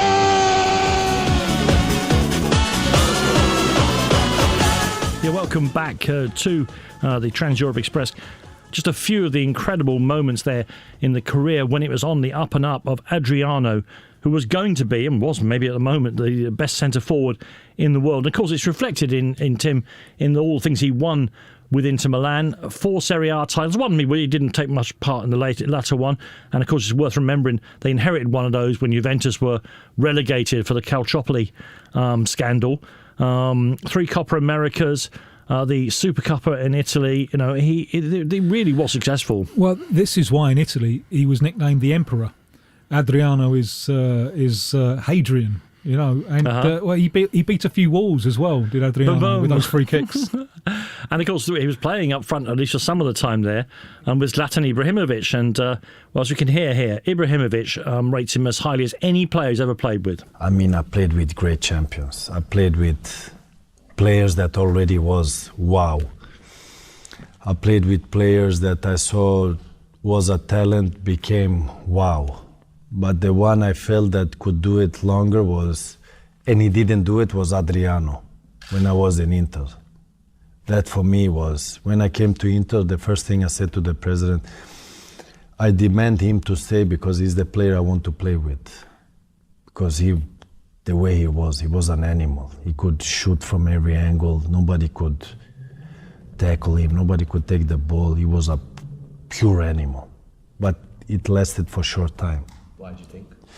I don't know. Like I said, 50% of everything you do is the mental part. If you don't have it in your head, it's difficult. So in his case, I enjoyed playing with him. I saw him. I was happy that I played with him, against him. So it's a shame that it lasted so short time only. So Tim Vickery, I mean, for Adriano to be praised by Zlatan is incredible. Yeah. So what you're going to tell us about the next 10 minutes here is why and how he didn't go on to be as famous, as dominant, as big a figure as your Cristiano Ronaldo's, as the first Ronaldo, as the great players of each era. Yeah, well, Zlatan referred to it there. He said, 50% of it is in the mind. And here I fear we're dealing with someone who is damaged goods. Now, you'll have to bear with me now because there's a fair bit of cold amateur psychology going on. I'll tell you, just for the listeners, I don't think he's got any formal medical training, just for what it's worth. Got a very nice tie, though.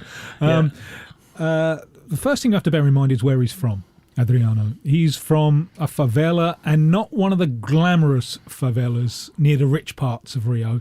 He's from a place that you really don't want to have grown up in, Villa Cruzeiro. It's violent.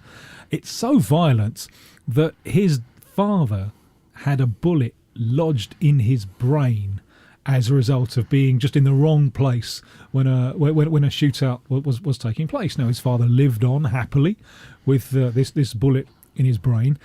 And Adriano, he's a big, hulking child. What was his motivation for playing football? It was to please his father. There was a lovely scene. When he'd won that Copa America in 2004, I remember him and his dad just playing on the beach. And it reminded me of like huge dogs, the kind of simplicity and joy of a dog, running around on the beach. It was really genuinely touching, in a way. And then his dad, as a result of complications from the bullet in his brain, his dad dies. Right. Now, there's a little bit of a delayed reaction. Adriano has spoken plenty about this himself. But it makes Adriano the man of the family, the father of the family, the adult.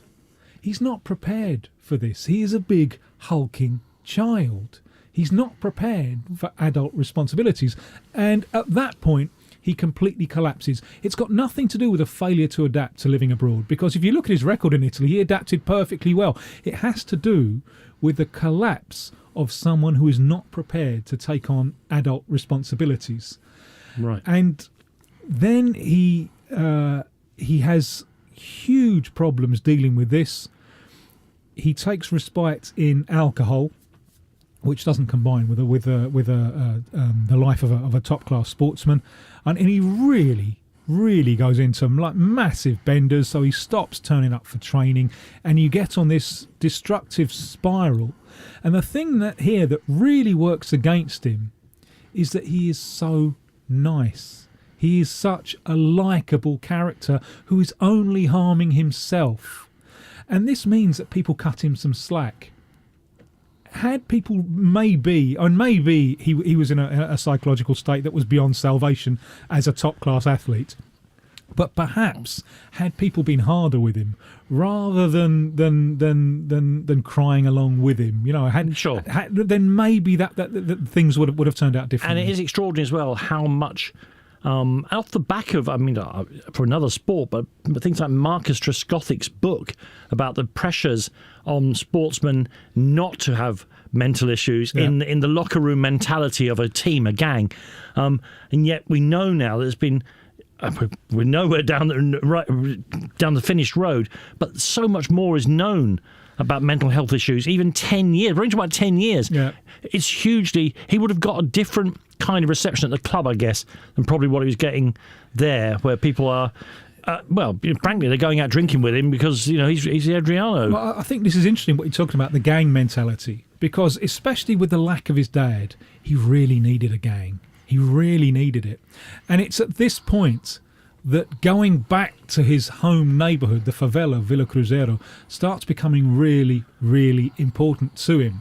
And he's got all the money, and I know there are so many pictures on social media of him, because a lot of his mates grew up to be drug dealers. I mean, it's just the way it is. It's the fact, yes. There's not a lot of option for him, frankly. And there's so many pictures on social media of him with his old mates who are drug dealers, and he's with his AK-47 and so on. It's the gun of choice. Yeah, and you could read this as a bad lad, but it's not. It's just someone looking to fit in somewhere. I've heard so many stories recently about him, with his mates, he'll give them $500 to lay on the beers and the entertainment, and they'll spend 150. Tim's doing air fingers on the radio, everyone. Entertainment. Yeah, and they'll spend 150, 200 on that and pocket the rest. And he knows. Yeah. And people tell him, your mates are ripping you off, and he'll say, yeah, but I need them. I'm nothing without them. So he's desperately trying to fit in somehow. And I feel very, very sorry for him, because he has broken under the pressure of being a top-class athlete. Being a top-class athlete puts him under the microscope, and he now has huge following on social media, a lot of which is people almost like laughing at him. Let me ask you about it then, because, eventually Inter lose patience, or he lose patience with himself or whatever, and then there's this marked decline over a 7 or 8 year period. Although it is interrupted with a bit of a glory year, because he wins the title. He comes back to Flamengo, he plays for Sao Paulo a little bit, and then with Flamengo he wins the title in 2009. Which is brilliant. It's amazing, because they weren't in contention until the last few weeks. So for him to do that, I think he would see that as one of the high points of his career. He was no longer quite the player that he had been, but he was still good enough to be dominant in Brazilian football. People couldn't mark him. It was like watching, Kez, the teacher in Kez, when he just pushes all the kids off. The fair-haired, slightly balding Charlton, as he says. The great Brian Glover, of course. And so, I'm glad he had that, because it was important to him. But then you look at the rest of the figures: 5 games for Roma, 4 games for Corinthians, another spell at Flamengo with no games, 1 game for Atletico. You'll have to help me here, Paranense. Then he goes to America, doesn't play again for Miami. So his career really does just peter out. Yeah, and 2010, that World Cup, that could have been his World Cup. Could have been. And Dunga was the coach. He was an arch disciplinarian, and he was in the frame. and then he stopped turning up for training. You know, he was almost beyond help by that stage. And all of those clubs that you mentioned there at the end, that's people hoping against hope. Let's take a chance. Let's see. And every time he'd say, yes, you know, the Emperor's back. Pictures of him in the gym. That's it. Yeah. And then every time he'd fail to turn up for training, he'd go on a bender. I mean, let me ask you a couple of quick things about that. First of all, the real tragedy, it strikes me, is that he's only 37 now. As we sit here in the summer of 2019, he could still be playing top-class football if his career and his life had gone a different way. Yeah, indeed. And the only good thing about it is I'm told, because I was worried about him ended up penniless in a bar somewhere. This is going to be my next question, you know, I'm told that during the glory days, there was so much money that it looks like that probably is not going to happen. You know, it looks like he's safe, you know, although he's not safe from himself. No, well, do you know what he's doing now? Well, he doesn't do very much. You know, he goes to the psychiatrist sometimes, and then he'll post on social media that I couldn't make it today. You know, and people, a lot of people, Soprano style. Yeah, a lot of people just follow him to laugh at him. You know, like some performing seal or like, you know, a dancing bear from the 1700s in London or something. I feel very sorry for him because his profession has put him under the spotlight that as a human being, in the circumstances, he wasn't able to cope with. Thanks for that, Tim. We can end, I think, with another view of Adriano. Javier Zanetti, one of my favourite players of all time, and of course he's captain at Inter Milan, and a more professional footballer you could never hope to come across. So inarguably, they're yin and yang to each other. But in a recent interview, these are the words he said. We were playing in a friendly match against Real Madrid. He scored an impressive goal. I told myself, Javier, this right here is the new Ronaldo. He's got it all. Strength, technique, dribble, speed, shot, heading. Adriano had a father who he was very attached to. Before the season, actually at the time we were playing at the TIM Trofeo, something shocking happened. He got a phone call from Brazil. Daddy is dead. I saw him in his room. He threw the phone and started screaming. You couldn't imagine that kind of scream. I get goosebumps even to this day. Since that day, Massimo Moratti and myself watched over him as he was our little brother. Meanwhile, he kept on playing football. He scored goals and watched towards the sky, dedicating them to him. Since that phone call, nothing was the same. Even Cordoba spent one night with him and said, Addy, you're a mix of Ronaldo and Ibrahimovic. Are you aware that you could become the best player ever? We did not succeed in pulling him out of depression. And that is perhaps my biggest defeat of my whole career. It still hurts me. I was so powerless. Always remember, on the pitch, there's a human being out there. Thank you very much, Tim. And that's Adriano, our next cult hero, also bigger than life in many, many ways. Coming up next here on Trans-Europe Express, Tino Asprilla. Where can you get the latest breaking sports news delivered with the laser-like accuracy of Michael Van Gerwen? And hear passionate opinions debated with the confident dexterity of Virgil van Dijk. The Liverpool fans celebrate. Answer on the radio show that's got the nation's sports fans buzzing like a Van de Graaff generator.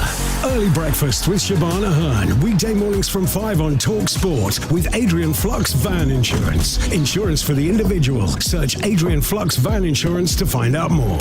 Let's go live to hear about that winning goal. The crowd's gone absolutely wild here. How on earth do you sum up your emotions right now? Amazing. A hat-trick is just the best feeling ever. Is it though? Is kicking a ball into the back of the net really better than food fulfillment from Burger King? That warm, fuzzy feeling of total food satisfaction, like finishing the last bite of a Gourmet King's barbecue steakhouse Angus. No. Correct. Burger King. That's food fulfillment. When Andre sold his car on finance with Motorway, he got more money. Ooh! What are you doing there? He then put that extra money into tickets to follow his team around the country. Come on, lads! Selling on Motorway was completely stress-free, which is more than I can say about being a supporter of... Yes! Sell your car the more money way, where 84% of sellers sold for more. Motorway. Validated against 2 independent sources. Visit motorway.co.uk/claims. At Vodafone, you can get your hands on big deals this summer, including the epic Samsung Galaxy S24 Ultra with Galaxy AI, where you can save a massive £704 when you claim £200 cashback. But hurry, this deal ends 25th of June. Vodafone, the nation's network. Saving based on 8 gig plan over 36 months and device promotions. Credit checks and terms apply. Claim verification at vodafone.co.uk/network. Asprilla, he's tightened his rod. Asprilla, yes! Lead with that perfect pass. And the finish from Asprilla. And the second footballer we'll be looking at in great detail in the next half an hour or so here on TalkSport is Tino Asprilla. I don't know where to start. Tim describes him with a certain amount of mischief as Colombia's greatest export, and that is saying something, I think is fair to say. Yeah, that probably he could probably, at his best, he could give you a bigger buzz than some of the other substances that Colombia has exported over the years. What do we know about his background? Well, he I just want to paint a picture of him playing, because he was, as he himself would say, he was a one-off. He was very, very strange. And some people called him a gazelle, but he was a very uncoordinated gazelle. And his style of running, he was a big centre forward, a lot of skill as well, but his style of running, as he himself would say, he always looked like he was going to fall over. He was, there wasn't the sleekness or elegance about him. He just, there was no Klinsmann. There was no Fernando Torres running. No, was he? And if he was a bowl of water, he'd be slopping about all over the place. He was kind of messy like that, and I think maybe for that reason, for the rather ungainly appearance, he appeared to be a sort of a large windmill when he got on the move, didn't he? That's it. A kind of thrashing machine. And from another sport right now, Deontay Wilder is a very similar kind of human being. Long and very long levers, not always perfectly coordinated, but very good at what they're doing. That's the comparison I'd make. I think that's a very good one. And maybe because of his ungainly appearance, he wasn't picked up by one of his local sides. And he comes from an area of Colombia where the big city nearby is Cali. It's got two huge clubs, America and Deportivo Cali. But the normal way, some of his ability from that would be picked up there. Instead of which he went to a club called Cúcuta, which is near the Venezuelan border, a smaller club, made a name for himself there, was picked up by one of the big giants there in Medellin, Atlético Nacional, and did so well for Colombia in an under-23 tournament that Parma, at a time when Parma were a force, Parma had a look. With that brilliant kit and it. Brilliant players, yeah. Parma had a look and they thought, we're going to take a flyer on that. And it was a flyer, and it turned out to be an absolute masterstroke. Tim, if you don't mind, because I know you've lived in South America for a long time, without making South America sound like one place, because of course it's a million different places. And Colombia is huge. Yes, it is. But try and tell us how. I mean, we know, and we'll come back to it, the terrible troubles has been with the Colombian national team when it's up against the sort of narco industry. But how does football even keep going in Colombia, where it seems to me, as far as I know, it's only from watching Narcos, to be honest, that the whole of society is based around trying to, the military trying to fight the drug dealers and all the drug producers and all the rest of it. It's amazing even that they produced, as they did do, 2 generations of brilliant footballers. Yeah, I mean, Colombia at this time, in the 21st century, Colombia has made huge progress. But at this time, when we're talking about through the 90s, really, here, aren't we? Yeah. The 80s and 90s in Colombian football, Colombian society had gone absolutely mad. It was Lo Cambia, as they called it, the crazy land, when the drug cartels were running absolutely amok. However, for football, there were real benefits here for a number of reasons.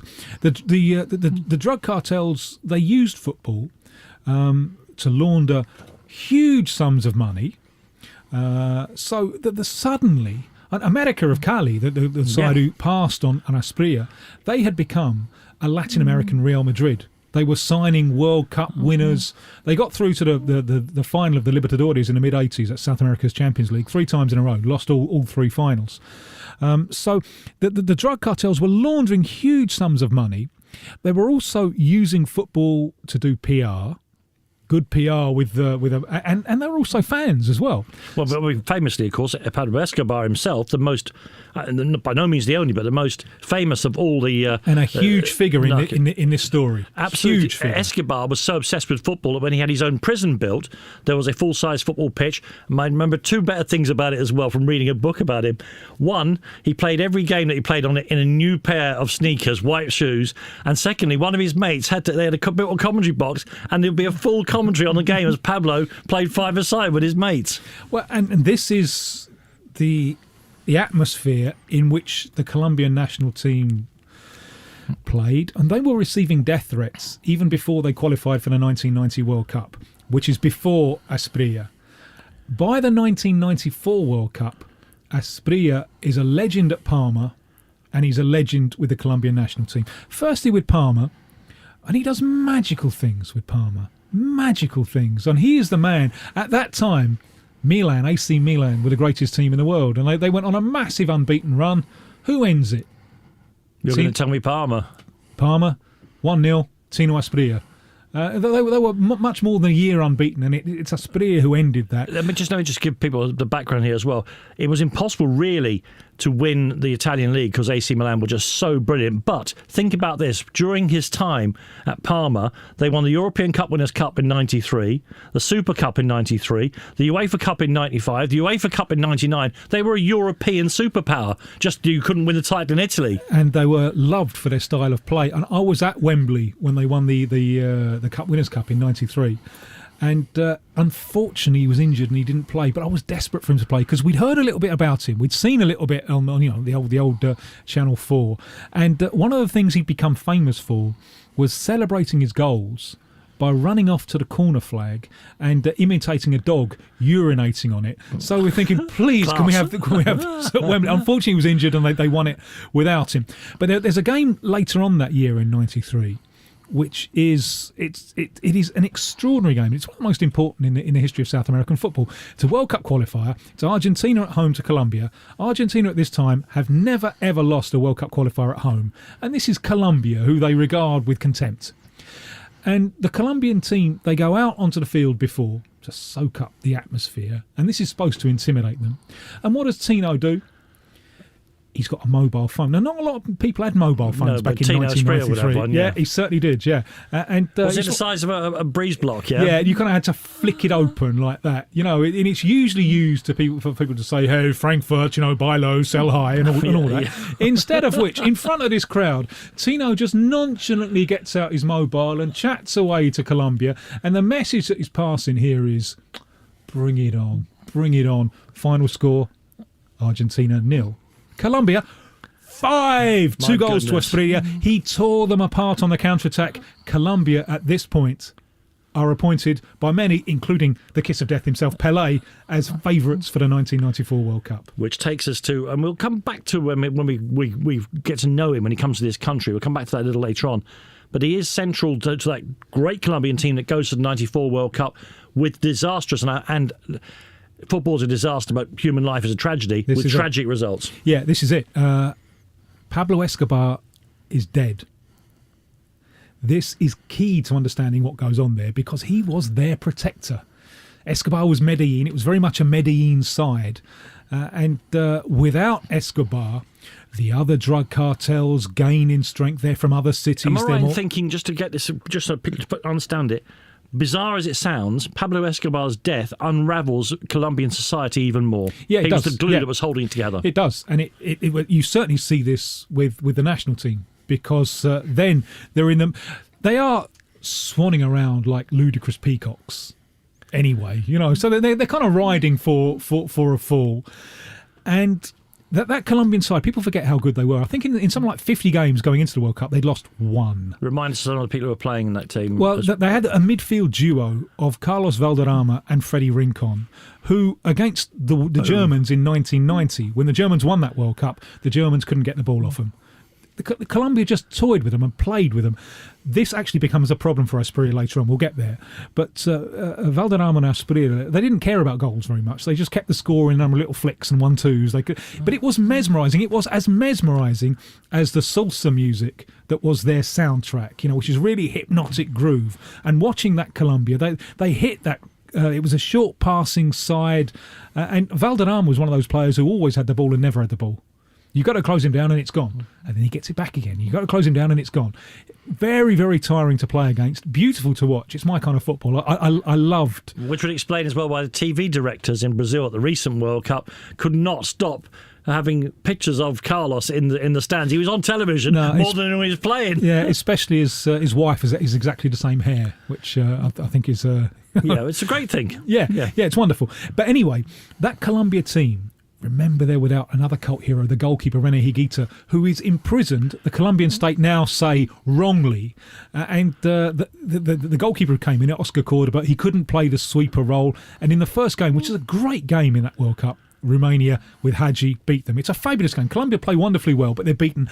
Pressure cranks on. Death threats are coming in. They take the field for the next game against the United States. Why are they getting death threats, Tim? What's to be gained by the cartels from threatening the football team? Because some of them are betting on them and some of them are betting against them. All right. And the assistant coach, who's now coach of Ecuador, Hernan Dario Gomez, coached Panama in the last World Cup. His brother's in the team.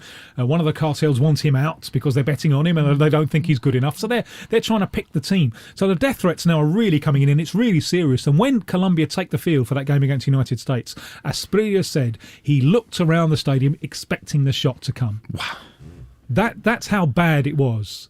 You know, that they honestly, that's how scared they were. And that's the game in which they lose to the United States. Andres Escobar scores the own goal, and that means that they're eliminated after 2 games. They beat Switzerland in the final game, too much, too little, too late, it's gone. On the flight home, Asprilla is sitting next to Andres Escobar. Now, Andres Escobar is cut from a very different jib. Upper middle class, educated man. Certainly no relation to Pablo Escobar. None at all. No, and he was a great player. He was about to go to Europe. He was a great player, but he was also the kind of wise voice in the dressing room. He was he helped the players out with contract stuff and that. And he was one they. Yeah. And so he's sitting next to Asprilla on the plane back to Colombia, and Escobar says to Asprilla, he says, "Look, I know you like going out, don't you? You know, back in '68 in a sweaty club. Oh, Tino, you know, lie low for a while. Don't go out. Just lie low for a while until all this, but, you know, who doesn't take his own advice? Andres Escobar. Who is shot dead meaninglessly as a result? Andres Escobar. And Tino was woken up the following morning with the news, and he just couldn't believe it. And you imagine what it must have been like to be in those circumstances. It's a human tragedy. It's also a Colombian team which people don't remember just how good they were. They were a magnificent side, but under that kind of insane pressure, I don't think any football team could have worked. Listen, but thank you for reminding us, A, of the story, and B, of just how brilliant that Colombian team was in the run-up to that World Cup where everything goes so dramatically wrong. We come back in a few seconds' time. We'll talk about Tino Asprilla's time in England and his subsequent time where he's much kind of mad show business as he is football. You're listening to the Trans-Europe Express. Of course you are. Where can you get the latest breaking sports news delivered with the laser-like accuracy of Michael Van Gerwen? And hear passionate opinions debated with the confident dexterity of Virgil van Dijk. The Liverpool fans celebrate. Answer on the radio show that's got the nation's sports fans buzzing like a Van de Graaff generator. Early breakfast with Shabana Hearn. Weekday mornings from 5 on Talk Sport with Adrian Flux Van Insurance. Insurance for the individual. Search Adrian Flux Van Insurance to find out more. You could have the most incredible summer with People's Postcode Lottery. Because in our July draws, you could win a share of £18.2 million. So, where could your door take you? Hiking in the Himalayas? Mixing in the metropolis of Tokyo? Or finally starting that big dream project? Just think what you could do. Sign up before midnight on the 30th of June to play. People's Postcode Lottery. Manage lotteries on behalf of good causes. 18 plus conditions apply. Play responsibly. Not available in Northern Ireland. What will this year's general election mean for Britain? What do the parties have in mind for your children's education? How will their policies affect the housing market, hospital waiting lists, the taxes you pay, or even the environment you live in? At The Times, Sunday Times and Times Radio, we know that what happens in Westminster has a real impact on your life. Visit thetimes.com. From Westminster to your world. This tournament, prepare for greatness with William Hill. Get ready for last-minute winners, legendary goals, and straight red cards. Oh, what was he thinking? Win 25% more on every single game this tournament with Bet Builder Extra, online or in the app, only from William Hill. Available day before match to kick-off. Bet builders of 3+ selections at 3-1 or more. Pre-match singles, match stake £20. Full T's and C's apply. 18+. BeGambleAware.org. And here they come. What a magnificent sight. Yes, it's live British horse racing on the radio, and TalkSport 2 have got it covered. Wednesday afternoon from 1, TalkSport 2 will bring you full coverage and live race commentary of all the action. Direct from Worcester. Saddle up for live British horse racing on the radio. Download the TalkSport app and swipe left, or ask your smart speaker to play TalkSport 2 to follow all the action. Wednesday afternoon from 1 on TalkSport 2.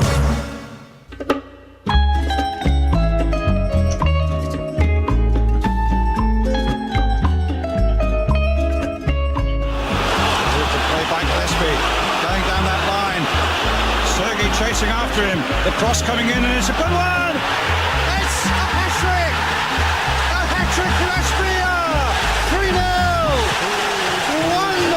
for Newcastle.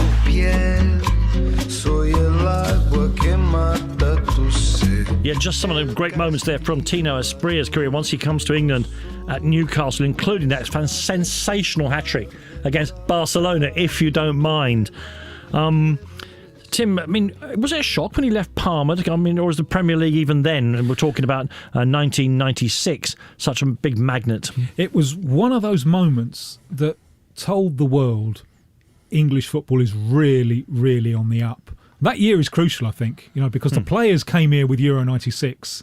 Wow, stadium, something's happening here, and then word gets around the grapevine. That's where the money is, and I think that's an absolutely key year. So Asprilla is part of the process by which we have a Champions League final involving English teams. Of course, it was a mid-season transfer, and I know Rodney Marsh absolutely hated it because Rodney himself had joined Manchester City when they were running away with the old First Division and didn't win the league.